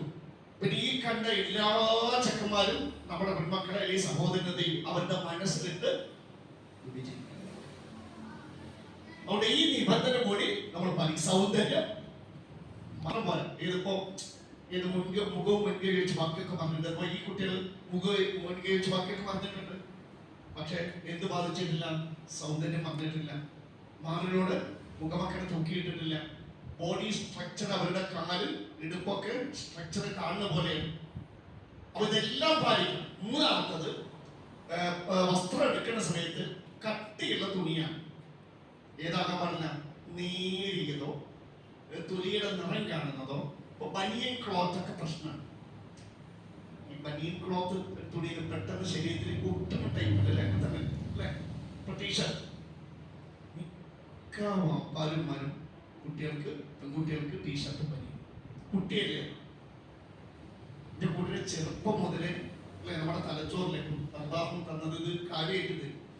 പിന്നീട് ഈ കുട്ടി ഇങ്ങനെ അതൊക്കെ എന്ത് ചെയ്യണം? കുട്ടിയുടെ തലച്ചോറിലേക്ക് സേവ് ചെയ്യപ്പെടുന്നുണ്ട്.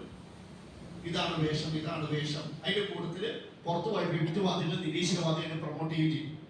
പിന്നെ വല്ലതും നമ്മുടെ കുട്ടികൾ ഫെമിനിസും സ്ത്രീ പുരുഷ സമത്വവാദി സ്വതന്ത്ര ചിന്തയും ഒക്കെ ആകാതിരിക്കുന്ന അതിശയം ആളല്ലേ ആണുങ്ങൾക്ക് ഇമാം എന്നല്ലേ വാജിദ.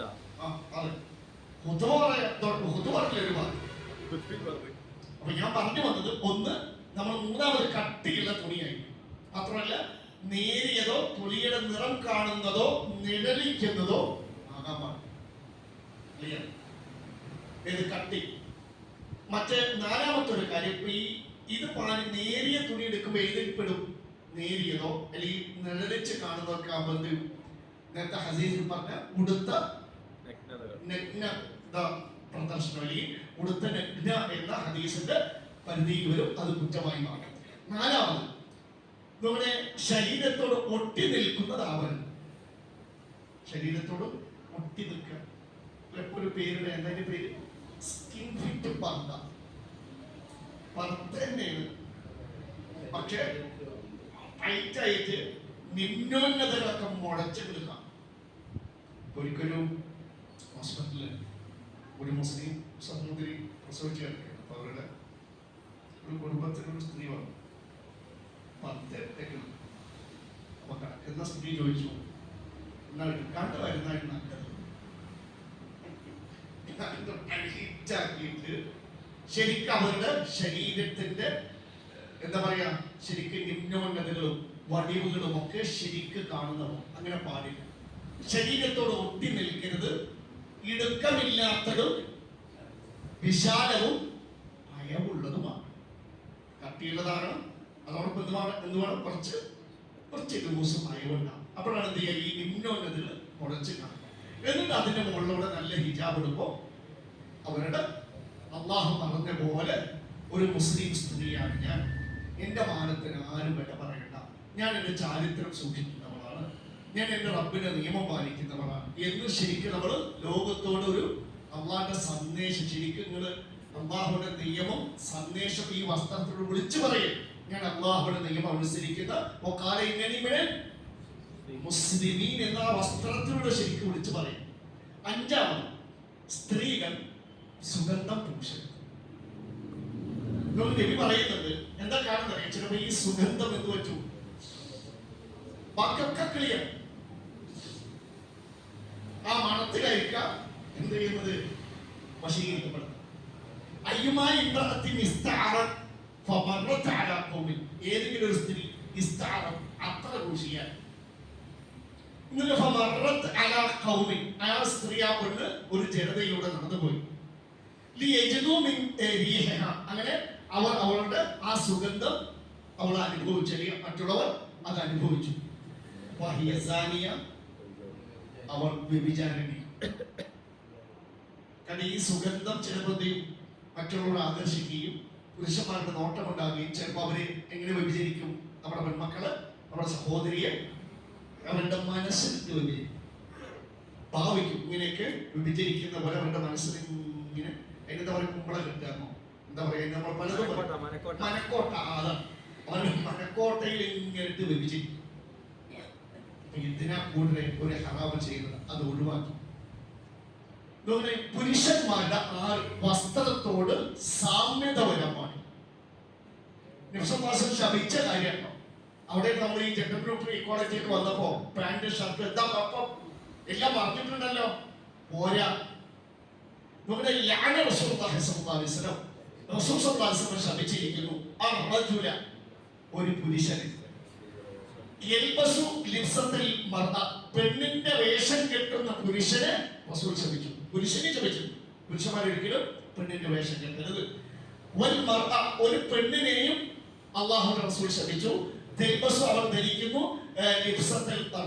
പുരുഷന്റെ വേഷം കെട്ടുന്ന. അവിടെയാണ് പാന്റും ടീഷർട്ടും ഒക്കെ വിഷയിച്ചു വരുന്നത്.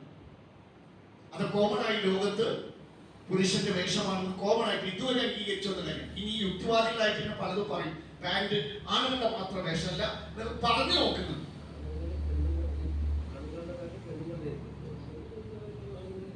പാടില്ല. അല്ല, അതാണ് ആ ഹദീസ് തുടക്കം.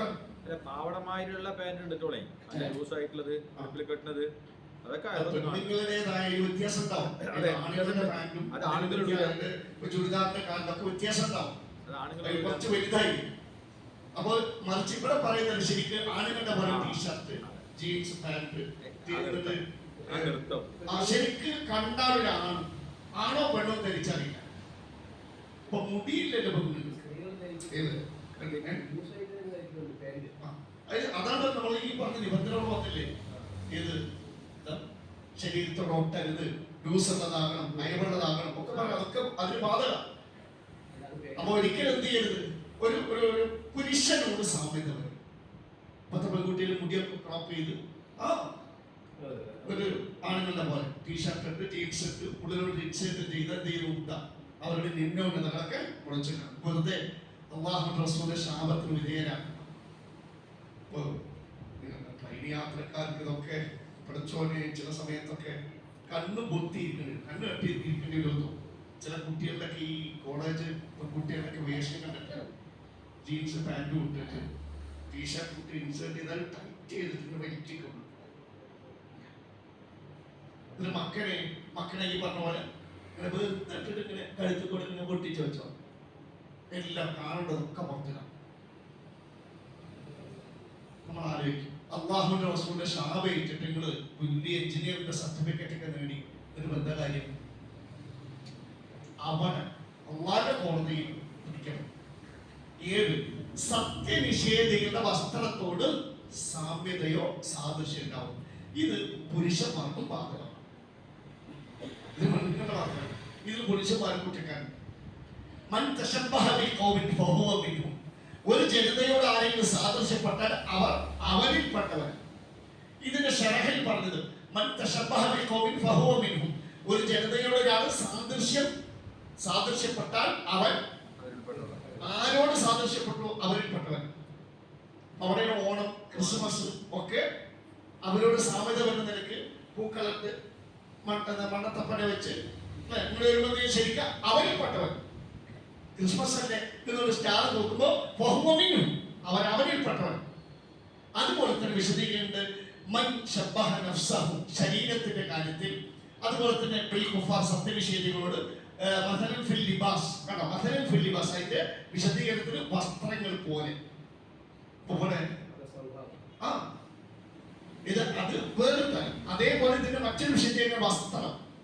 സത്യനിഷേധികളുടെ അപ്പോ കണ്ടില്ലേ, ഓണത്തിന് സെറ്റ് സാരി എടുത്തിട്ട് ഞങ്ങളും നിങ്ങളുടെ കൂടെ ആണുങ്ങളും പെണ്ണുങ്ങളും. ആ ശരിക്കും പെണ്ണുങ്ങൾ തന്നെ, മുസ്ലിം പെണ്ണുങ്ങൾ തന്നെ അവരുടെ വിഗ്രഹാരാധനയെ ശിർക്ക് കലർന്ന ഇസ്ലാമിക നിയമത്തോട് യോജിക്കാത്ത ആകാശത്തോട് ചേർന്ന് വരുന്ന വസ്ത്രം. നമുക്കത് പറയില്ല. നമ്മുടെ ഒരു ഐഡന്റിറ്റി അള്ള പറഞ്ഞ ജിബാബല്ലേ, ആ ജിബാബ് മൂന്ന് പറയുന്ന കുപ്പായമാരോട് തൂക്കിയാണ്.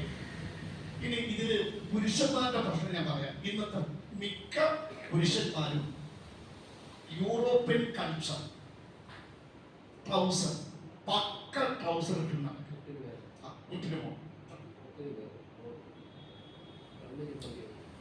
എവിടെ വഴി വെക്കലും പല ഭാഗത്തും. ആരെ വലിച്ചു കൊടുത്തത്? പാപ്പാരുമാരല്ലേ. നോക്കണേ, പെണ്ണുങ്ങളെ മാത്രല്ല, അവിടെ ആണുങ്ങൾ കുറ്റക്കാരാ. ഈ പന്ത് കളിക്കുമ്പോ കുട്ടികൾ കളിക്കുമ്പോ എന്ത് ചെയ്യും? അവരുടെ മാത്രം സ്വകാര്യത ശരി, അവിടെ പ്രശ്നം തന്നെയാണ്. ബാൻഡ് ഇടണം.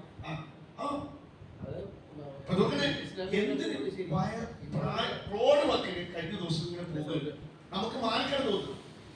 നല്ല അത്യാവശ്യം ഒരു മധ്യവയസ്കൻ, എന്നാ പിന്നെ കുറച്ചുകൂടി മുട്ട് വരണ്ടെങ്കിൽ പിന്നെ പോട്ടെ.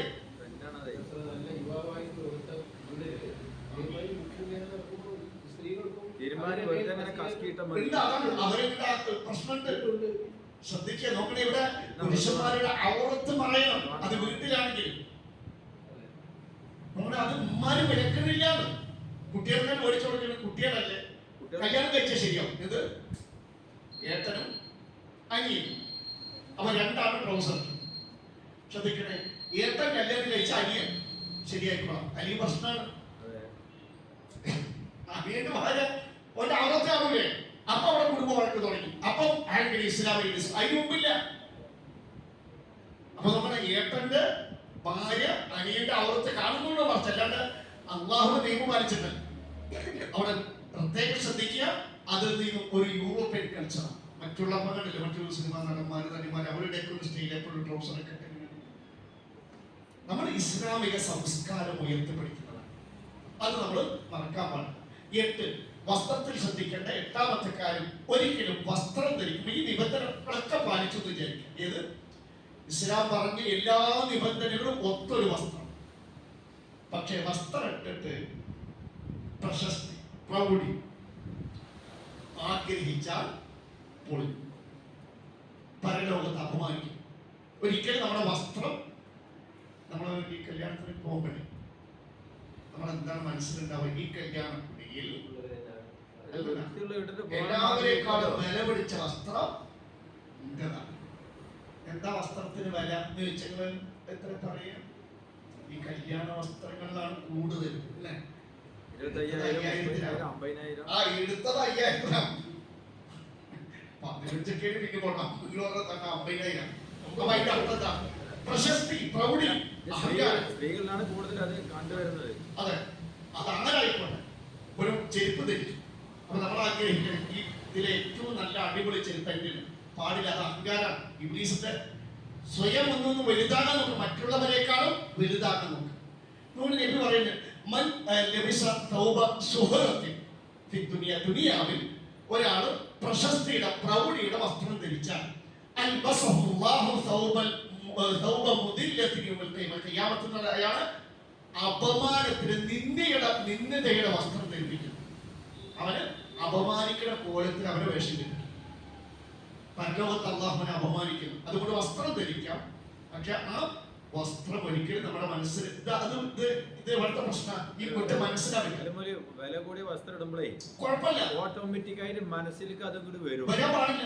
അതാണ് മനസ്സിലാക്കുന്ന പ്രശ്നം. നീ നിർത്തണം. അല്ല, നമുക്ക് ധരിക്കാം, വസ്ത്രം ധരിക്കാം, പക്ഷെ കുറ്റം ഇവിടെ എവിടെയാണ്? മനസ്സാണ്. മനസ്സാണ്. ഇന്നമൽ അഅമാലു അതാണ് അള്ളാഹുവിലേക്ക് നോക്കുക. ഇപ്പൊ നമസ്കാരം സ്വാലിഹായ അമലല്ലേ? അതെ. പക്ഷേ അടുത്തവൻ കാണാൻ വേണ്ടി ശിർക്കായില്ലേ? ഇപ്പൊ ഞാൻ നമസ്കരിക്കാൻ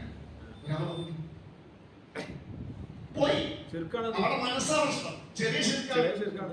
അപ്പൊ അതുപോലെ വസ്ത്രധാരണത്തിലും ഒരിക്കലും ഇത് മനസ്സിൽ നമുക്കൊരിക്കലും എന്ത് വരാൻ പാടില്ല?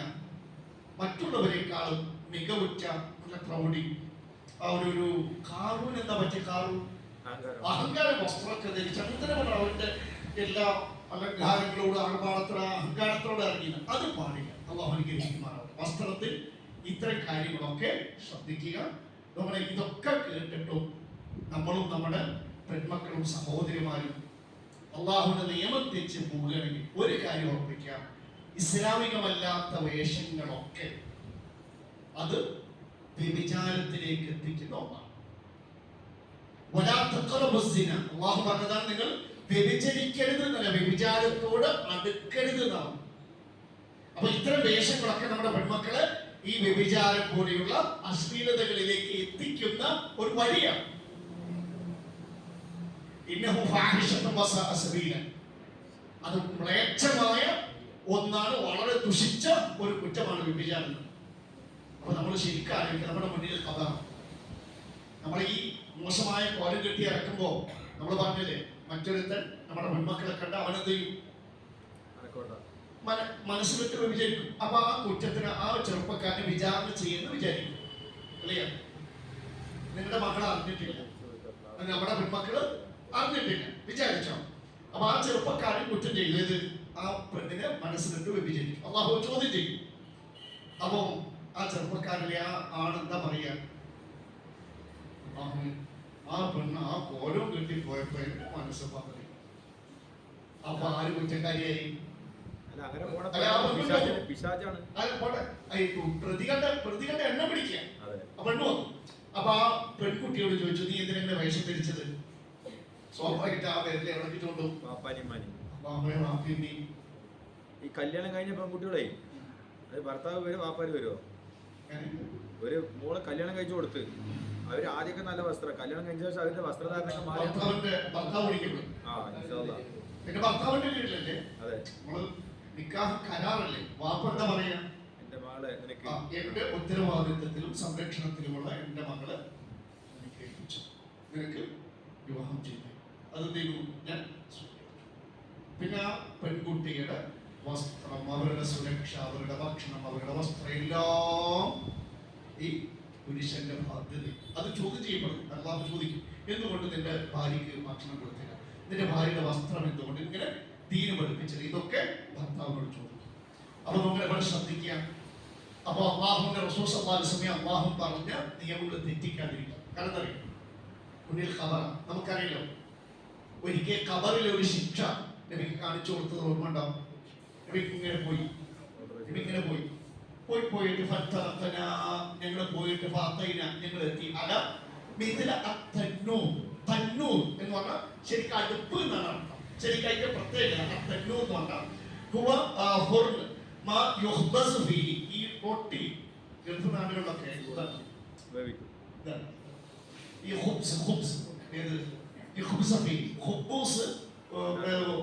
ചുട്ടെടുക്കുന്ന അടുപ്പിനെ പറയും. അതിന്റെ പ്രശ്നം എന്തറിയോ? അതിന്റെ മുകൾ ഭാഗം ഇടുങ്ങിയത്, വായുവട്ടം കുറയും മുകളിൽ. അടിയിലോട്ട് പോകുന്നവരും അടിയിലോട്ട് പോകുന്നവരും വിശാലമാണ്. ഇത് അതിന്റെ അടിയിൽ എന്ത് ഉണ്ടാവും? ഇതൊരു ഗൾഫിലൊക്കെ റൊട്ടി ചുടുന്ന അടുപ്പാണ്. ഇതിന്റെ മുകൾ ഭാഗം വട്ടം കുറവാണ്. പോകുന്നവരും എന്ത് ചെയ്യും? ചിത്വാത്തിക വിശാലമാണ്. അടിയിൽ എന്ത് ചെയ്യും? തീ കത്തുണ്ടാവും. എന്നിട്ട് ഇതിൽ ഒട്ടിക്കുകയും അപ്പൊ ഇത് നല്ലട്ടോ. ഇത് ഖബറിന്റെ ഒരു കാഴ്ച. ഇത്തരത്തിലുള്ള ഒരു അടുപ്പ് നബി കണ്ടു. അതിൽ നിന്ന് അതിന്ന് ശബ്ദവും നിലവിളിയും കേൾക്കുന്നുണ്ട്. അപ്പൊ നബി ശബ്ദം കേട്ട ഞങ്ങൾ അതിലേക്ക് എത്തി നോക്കി.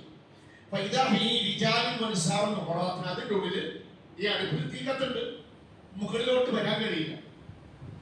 മുകളിലോട്ട് വരാൻ കഴിയില്ല. കാരണം എന്താ, വരുന്നൊരു സ്ലോപ്പാണ്, വഴിക്ക് താഴോട്ട് പോയി കയറി വരാൻ കഴിയും. മുകൾ ഭാഗം ഇടുങ്ങിയത് താഴോട്ട് പോകുന്ന ഒരു ചെരിഞ്ഞ് ചെക്കുത്തായിട്ട് വിശാലാകല്ലേ, അപ്പൊ അതിന് കയറാൻ പറ്റില്ല. ഇതിങ്ങനെ കുത്തനല്ലേ, ഇതിങ്ങനെ വരും ചെരിഞ്ഞിട്ട്, അപ്പൊ ഇതിന് കയറാൻ കഴിയില്ല, വഴിക്ക് വിടും. പിന്നെ അടിയിൽ തീ കത്തണോടും. അപ്പൊ നഗ്നകളായ സ്ത്രീ പുരുഷന്മാരെ കണ്ടു. അപ്പൊ നബി ചോദിക്കുന്നുണ്ട്, വനിത എന്നിട്ട് പറയുന്നത്, അടിയിൽ തീ ഇങ്ങനെ മുകളിലേക്ക് വരുമ്പോ പിന്നെ ഈ തീന്റെ പ്രഷറിൽ ഇങ്ങനെ ഈ തീന്റെ മുകളിലൂടെ ഇങ്ങനെ പോകും. ഈ തീ ഇവരുടെ ഹൃദയത്തേക്ക് വരുമ്പോ ഇവര് നിലവിളിക്ക് തീ പൊള്ളിയിട്ട് ഇവര് തീ കത്തും. വീണ്ടും അവിടക്കന്നെ വീഴും, താഴോട്ട് വീഴും, താഴെ വീഴും. പിന്നെ തീ കത്തും, വീണ്ടും വരുന്നയും ആ തീര് വിട്ട് മുകളിലേക്ക് വരും. ഇങ്ങനെ നിരന്തരമായി അടുപ്പിന്റെ ഉള്ളിലിട്ട് നമ്മള് വിറകൊക്കെ കത്തിക്കണ പോലെ, ചിരട്ടയുടെ ഉള്ളിൽ അടുപ്പിലിട്ട് കത്തിക്കണ പോലെ ഇങ്ങനെ കത്തുന്നു. അപ്പൊ നബി ചോദിച്ചു, മാഹാപുരായി, എന്താ ഇവരുടെ അവസ്ഥ, ആരാണ് ഇവര്? അപ്പൊ നബിക്ക് പറഞ്ഞു കൊടുത്തു,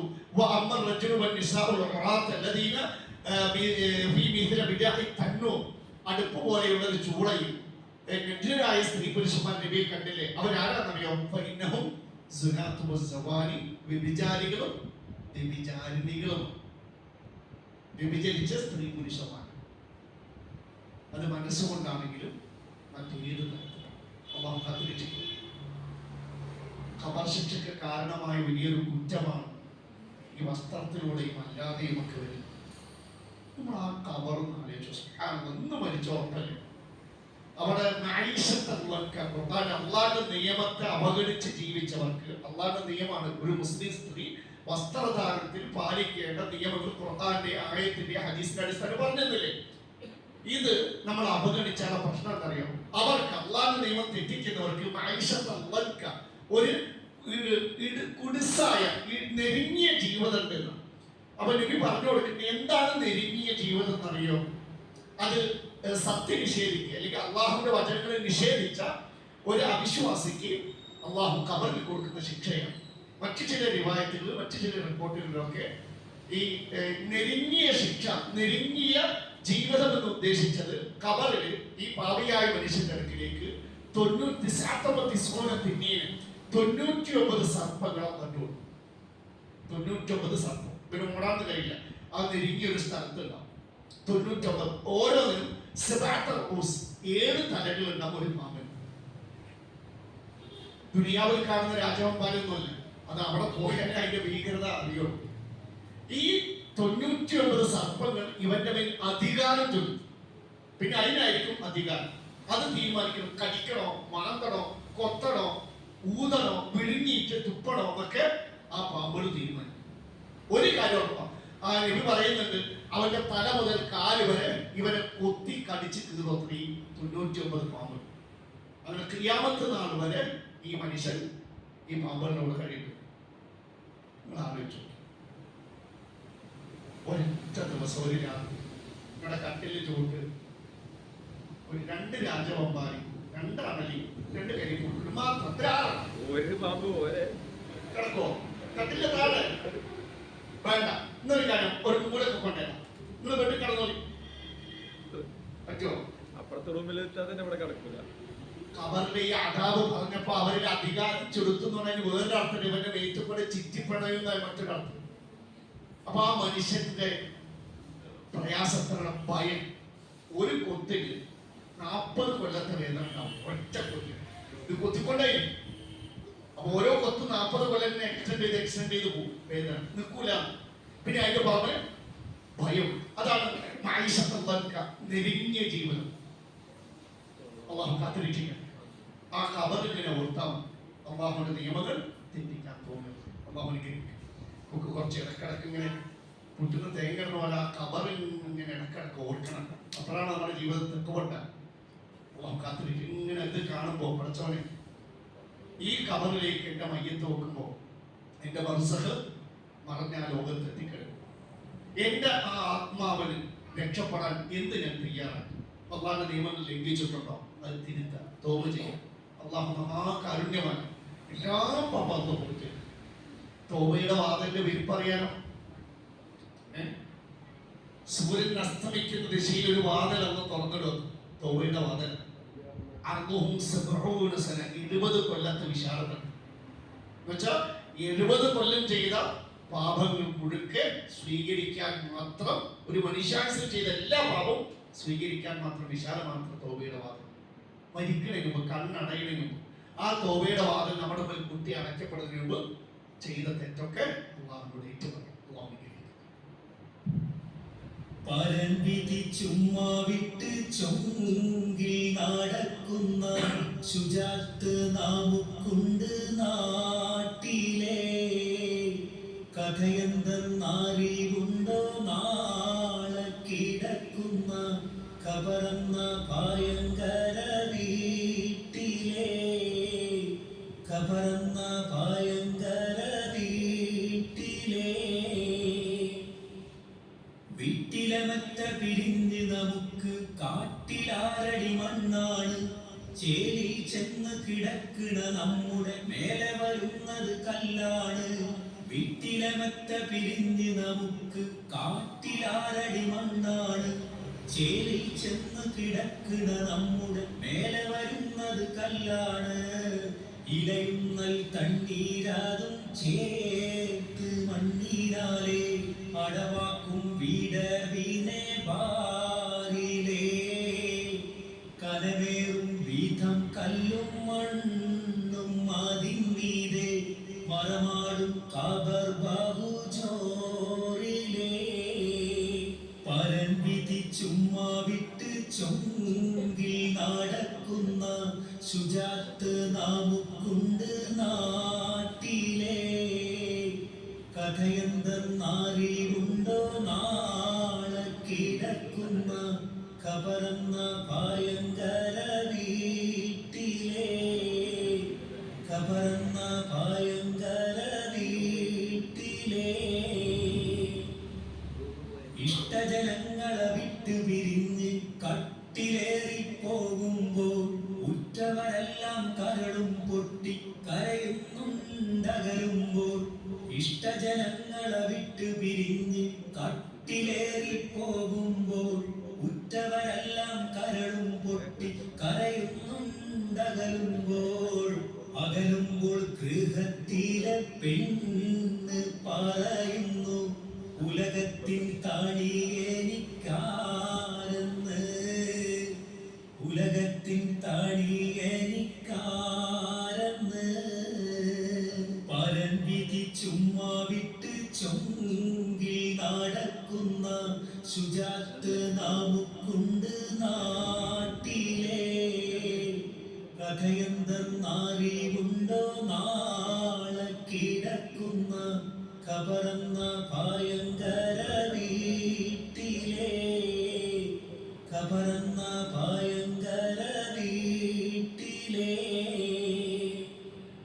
സഹോദരങ്ങളെ, ഉറപ്പായും ആ ഖബറിലേക്ക് പോകും. അമ്മയുടെ ഗർഭപാത്രത്തിൽ ജീവിച്ച് നമ്മളല്ലേ ഇവിടെ ജീവിക്കുന്നത്. ഉറപ്പായും ആ ഖബർ നിവാസിയായി മാറും. അവിടെ ആ ഖബർ സ്വർഗമാണ്.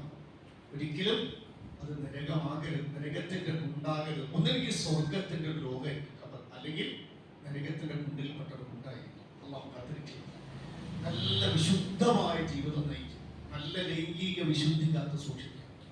അള്ളാഹുവിന്റെ റസൂൽ സല്ലല്ലാഹു അലൈഹി വസല്ലം ഒരു മുസ്ലിം സ്ത്രീയോടും സഹോദരിമാരോടും പറഞ്ഞ വേഷവിധാനങ്ങൾ അതിൽ കണിശത പാലിക്കും. നമ്മൾ അള്ളാഹുവിന്റെ അടുത്ത് പോകുന്നത് അതിലൊരു തെറ്റ് വരാതിരിക്കാൻ നോക്കുക. യുക്തിവാദികളും ഭൗതികവാദികളൊക്കെ നമ്മൾ കളിയാക്കാനും ഇസ്ലാമിന്റെ നിയമങ്ങളൊക്കെ പരിഹസിക്കാൻ ആൾക്കാരുണ്ടാവും. ആ പരിഹാസം കേട്ട് മാനക്കേട് തോന്നിയിട്ട് എന്ത് ചെയ്യരുത്, നമ്മുടെ ഉടുതുണി അടിച്ച്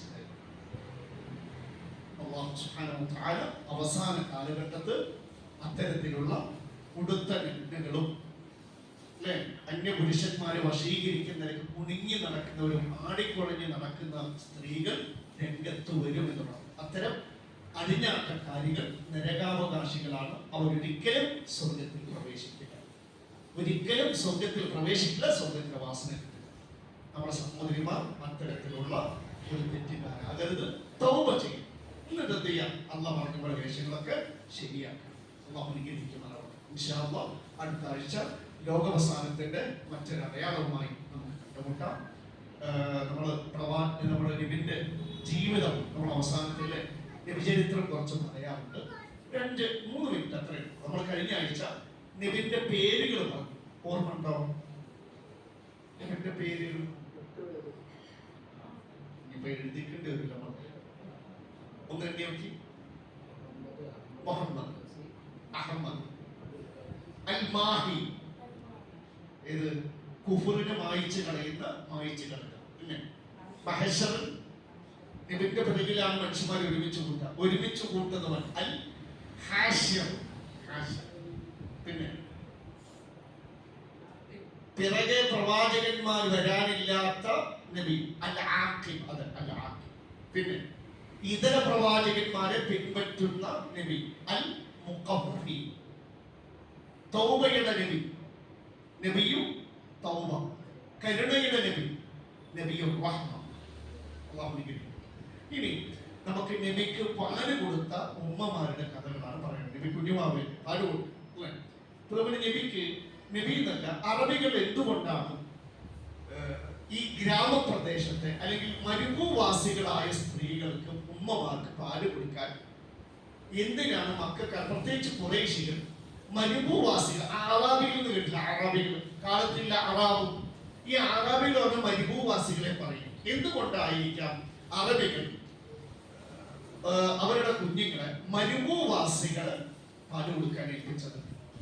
നബിനെ ഏൽപ്പിച്ചത് പ്രധാനമായി 3 കാരണങ്ങളാണ്. ഒന്ന് അന്ന മക്കത്തുൽ മുക്കറമ മദീനത്തുൻ യഅതിഹാ ഹജ്ജാജു മിൻ കുല്ലി മക്കാൻ. മക്ക ലോകത്തിന്റെ പല സ്ഥലങ്ങളിലുള്ള പല തരത്തിലുള്ള ആൾക്കാരും വന്നുകൂടുന്ന ചേരുന്ന ഒരു പട്ടണമാണ്. അപ്പൊ അതുകൊണ്ട് തന്നെ മക്കത്ത് രോഗം, പകർച്ചവ്യാധി പകർന്നു പിടിക്കാൻ സാധ്യത. അപ്പൊ ഈ മക്ക അങ്ങനെ, കാരണം എല്ലാ ആൾക്കാരും വരുമല്ലോ. ഇപ്പൊ നമ്മൾ ഈ കഴിഞ്ഞ ഹജ്ജിലെ ലോകത്തെ എത്ര മനുഷ്യന്മാര് പണ്ടോ ഹജ്ജുണ്ട്, പല നാട്ടിലെ രോഗികളും അല്ലാത്തവരും പലരും വരും. അപ്പൊ ഈ കുഞ്ഞു മാവുകൾക്ക് പെട്ടെന്ന് ഈ പകർച്ചവ്യാധി ബാധിക്കും. അപ്പൊ ഇവരെന്ത് ചെയ്യും? ഖുറൈശികള് ഇവരുടെ കുട്ടികള് പകർച്ചവ്യാധി പല നാട്ടിലെ ആൾക്കാർ വന്ന് അടിഞ്ഞുകൂടുന്ന അല്ലെങ്കിൽ സംഗമിക്കുന്ന മക്ക എന്ന പട്ടണത്തിൽ നിന്ന് മരുപ്രദേശത്തെ ഉമ്മമാർക്ക് എന്ത് ചെയ്യും? അങ്ങോട്ട് കൊണ്ടുപോകും. അപ്പൊ അവിടെ അത്തരത്തിൽ റിമോട്ട് ഏരിയകളാണ്, ഒറ്റപ്പെട്ട സ്ഥലങ്ങളാണ്. അപ്പൊ അവിടെ പെട്ടെന്ന് എന്ത് ചെയ്യില്ല? പകർച്ചവ്യാധി ബാധിക്കില്ല. മക്ക പട്ടണമാണ്, അവിടെ പല ആൾക്കാരും വരും. അങ്ങനെ കുട്ടി നല്ല ശക്തനായി വളരാൻ വേണ്ടിയാണ്, പകർച്ചവ്യാധി രോഗങ്ങൾ ബാധിക്കാതിരിക്കാൻ വേണ്ടിയാണ് എന്ത് ചെയ്യുന്നത്? മരുപ്രദേശത്തേക്ക് പാല് കൊടുക്കാനായിട്ട്. രണ്ടാമത്തെ കാരണം ഈ മരുപ്രദേശത്തെ ജീവിതം പരുക്കൻ ജീവിതമായി. ഏത് പട്ടണങ്ങളിലൊക്കെ ജീവിതം റെഡിമെയ്ഡ് ജീവിതം എന്നാവും, ഒരു പരുക്കൻ ജീവിതമായി. ഏത് പരുക്കൻ ജീവിതം. അപ്പൊ കുട്ടികളെ ഈ പരുക്കൻ ജീവിതം പരിശീലിപ്പിക്കാനാണ് മരുപ്രദേശത്തേക്ക് ഇവര് പാല് കൊടുക്കാൻ ഏൽപ്പിക്കുന്നത്. അങ്ങനെ കുട്ടി എന്ത് ചെയ്യുന്നത്? എല്ലാ കടുത്ത പ്രതിസന്ധികളെയും തരണം ചെയ്യാനുള്ള പരിശീലനം കൊടുക്കണം. ചൂടും വെയിലും എന്താണെങ്കിലും നേരിടാനുള്ള മനക്കെടുത്തുള്ള കുട്ടിയാകാൻ. അപ്പൊ നമ്മുടെ മക്കൾക്ക് ഇല്ലാതെ പോകുന്നതാണ്. എന്തെങ്കിലും ഒരു വിഷമം സഹിക്കാൻ വയ്യാതെ ഒരു അവസരം അപ്പുറത്തേക്കും. കഴിഞ്ഞ 1-1.5 മുമ്പ് ഒരു +2 പഠിക്കുന്ന ഒരു കുട്ടി സൈബർ ആക്രമണം സഹിക്കാൻ വയ്യാതെ ആത്മഹത്യ ചെയ്തു. ഒരു പെൺകുട്ടി എന്നിട്ട് കാമുകനെ അറസ്റ്റ് ചെയ്യുകയൊക്കെ ചെയ്തു. അപ്പൊ ഇന്നത്തെ മക്കൾക്ക് പ്രതിസന്ധികളെ തരണം ചെയ്യാനുള്ള മനക്കരുത്തില്ല. അപ്പോ അറബികൾ, ഖുറൈശികൾ മരുപ്രദേശയിൽ കൊടുക്കുന്ന അവിടുത്തെ പരുക്കൻ ജീവിതം, അതിനൊക്കെ ചൂടും പ്രയാസമൊക്കെ തരണം ചെയ്ത് നല്ല എന്താ പറയാ മനക്കെടുത്തുള്ള ഒരു കുട്ടിയായിട്ട് വളരാൻ. അതിനാണ് എന്ത് ചെയ്യുന്നത്? മരുപ്രദേശത്ത് ഉമ്മമാർക്ക് പാല് കൊടുക്കാൻ ലഭിക്കുന്നത്. മൂന്നാമത്തെ കാരണം അവരുടെ മക്കൾ നല്ല ലുഗത്തുൽ അറബിയിൽ ഫുസഹി, നല്ല ഫുസഹി പറഞ്ഞ ശുദ്ധമായ അറബി സംസാരിക്കാൻ വേണ്ടിയിട്ട്. ക്ലിയർ? മരുപ്രദേശത്തേക്ക് മക്കളെ കൊടുക്കുന്നതിനാ പാല് കൊടുക്കുമ്പോൾ അപ്പൊ തന്നെ അറബി ഭാഷ പഠിക്കുമല്ലോ. ശരിക്ക് മരുഭൂവാസികളാണ് ശരിക്ക് ശുദ്ധമായ അറബി സംസാരിക്കുന്ന ആൾക്കാർ. മക്കത്തെ പ്രശ്നം എന്താണ്? മക്കത്തെ പ്രശ്നം, മക്കത്ത് കുട്ടികൾ വളർന്നുള്ള പ്രശ്നം. മക്ക എന്ന് പറഞ്ഞ പല നാട്ടിലെ ആൾക്കാർ എവിടെ വരും? അറബി അറിയുന്നവർ വരും, അറബി അറിയാത്തവർ മക്കത്ത് വരും. അപ്പൊ ഈ അറബി അറിയാത്ത ആൾക്കാർ എന്ത് ചെയ്യും? തെറ്റായി തെറ്റായി അറബി സംസാരിക്കും. ഇത് അപ്പൊ അവരിന് പറഞ്ഞ അവർക്ക് അറബി അറിയില്ല. അവർക്ക് അറബി അറിയില്ല. അപ്പൊ അറബി അറിയാത്തവരെന്ത് ചെയ്യും? തെറ്റായ നിരക്കുള്ള പദങ്ങളൊക്കെ നമ്മുടെ ഇവിടുന്ന് അജനബികൾ പോകുമല്ലോ, എന്നിട്ട് അവർ പ്രയാസപ്പെടുന്നില്ല. ഇപ്പൊ ഫിലിപ്പീനുകള് 2 വാക്കുകൊണ്ടല്ല അറബി സംസാരിക്കാം. ഒക്കെ കഴിയും, എല്ലാം അറബിയാണ്. ഇല്ല, ഈ 2 വാക്കുകൊണ്ട് ബംഗാളിലാണ് അനക്കലാം അഞ്ചക്കലാം കലാം കലാം കലാം കലാം കലാം കൊണ്ട് അവർ വിളിച്ചു. ഒന്നും അറിയില്ല. ഞാൻ പറഞ്ഞു വന്നത് മക്കത്ത് പല ആൾക്കാരും വരുമ്പോഴത്തേക്കും അറബി ഈ അറിയാത്ത ആൾക്കാർ ഈ അറബി ഭാഷയിലേക്ക് തെറ്റായ വാക്കുകൾ കയറാൻ സാധ്യതയുണ്ട്. ആ മക്കത്ത് വളരുമ്പോഴത്തേക്കും ഈ തെറ്റായ അറബി പഠിക്കും. ശുദ്ധമായ അറബി സംസാരിക്കുന്ന ലാംഗ്വേജിന്റെ ആൾക്കാർ നാട്ടുപുറത്ത് മറ്റേ മരുഭൂവാസികൾ. അപ്പൊ അവിടെ പോയ കുട്ടികൾ എന്ത് ചെയ്യും? നല്ല ചന്തക്കാരനായ അറബി സംസാരിക്കും, നല്ല ഫുസഹിയായ നല്ല ശുദ്ധ അറബി സംസാരിക്കും. അതിനാണ് മരുപ്രദേശിലേക്ക് കൊടുക്കുന്നത്. 3 കാരണങ്ങൾ. ഒന്ന് പറയും ഏതൊക്കെയാണ്? ഒന്ന്, മക്ക പല നാട്ടിലെ ആൾക്കാർ വരികയും അങ്ങനെ പകർച്ചവ്യാധി പടർന്നു പിടിക്കാൻ സാധ്യത കുഞ്ഞു ബാബുകൾക്ക് പെട്ടെന്ന് ബാധിക്കും.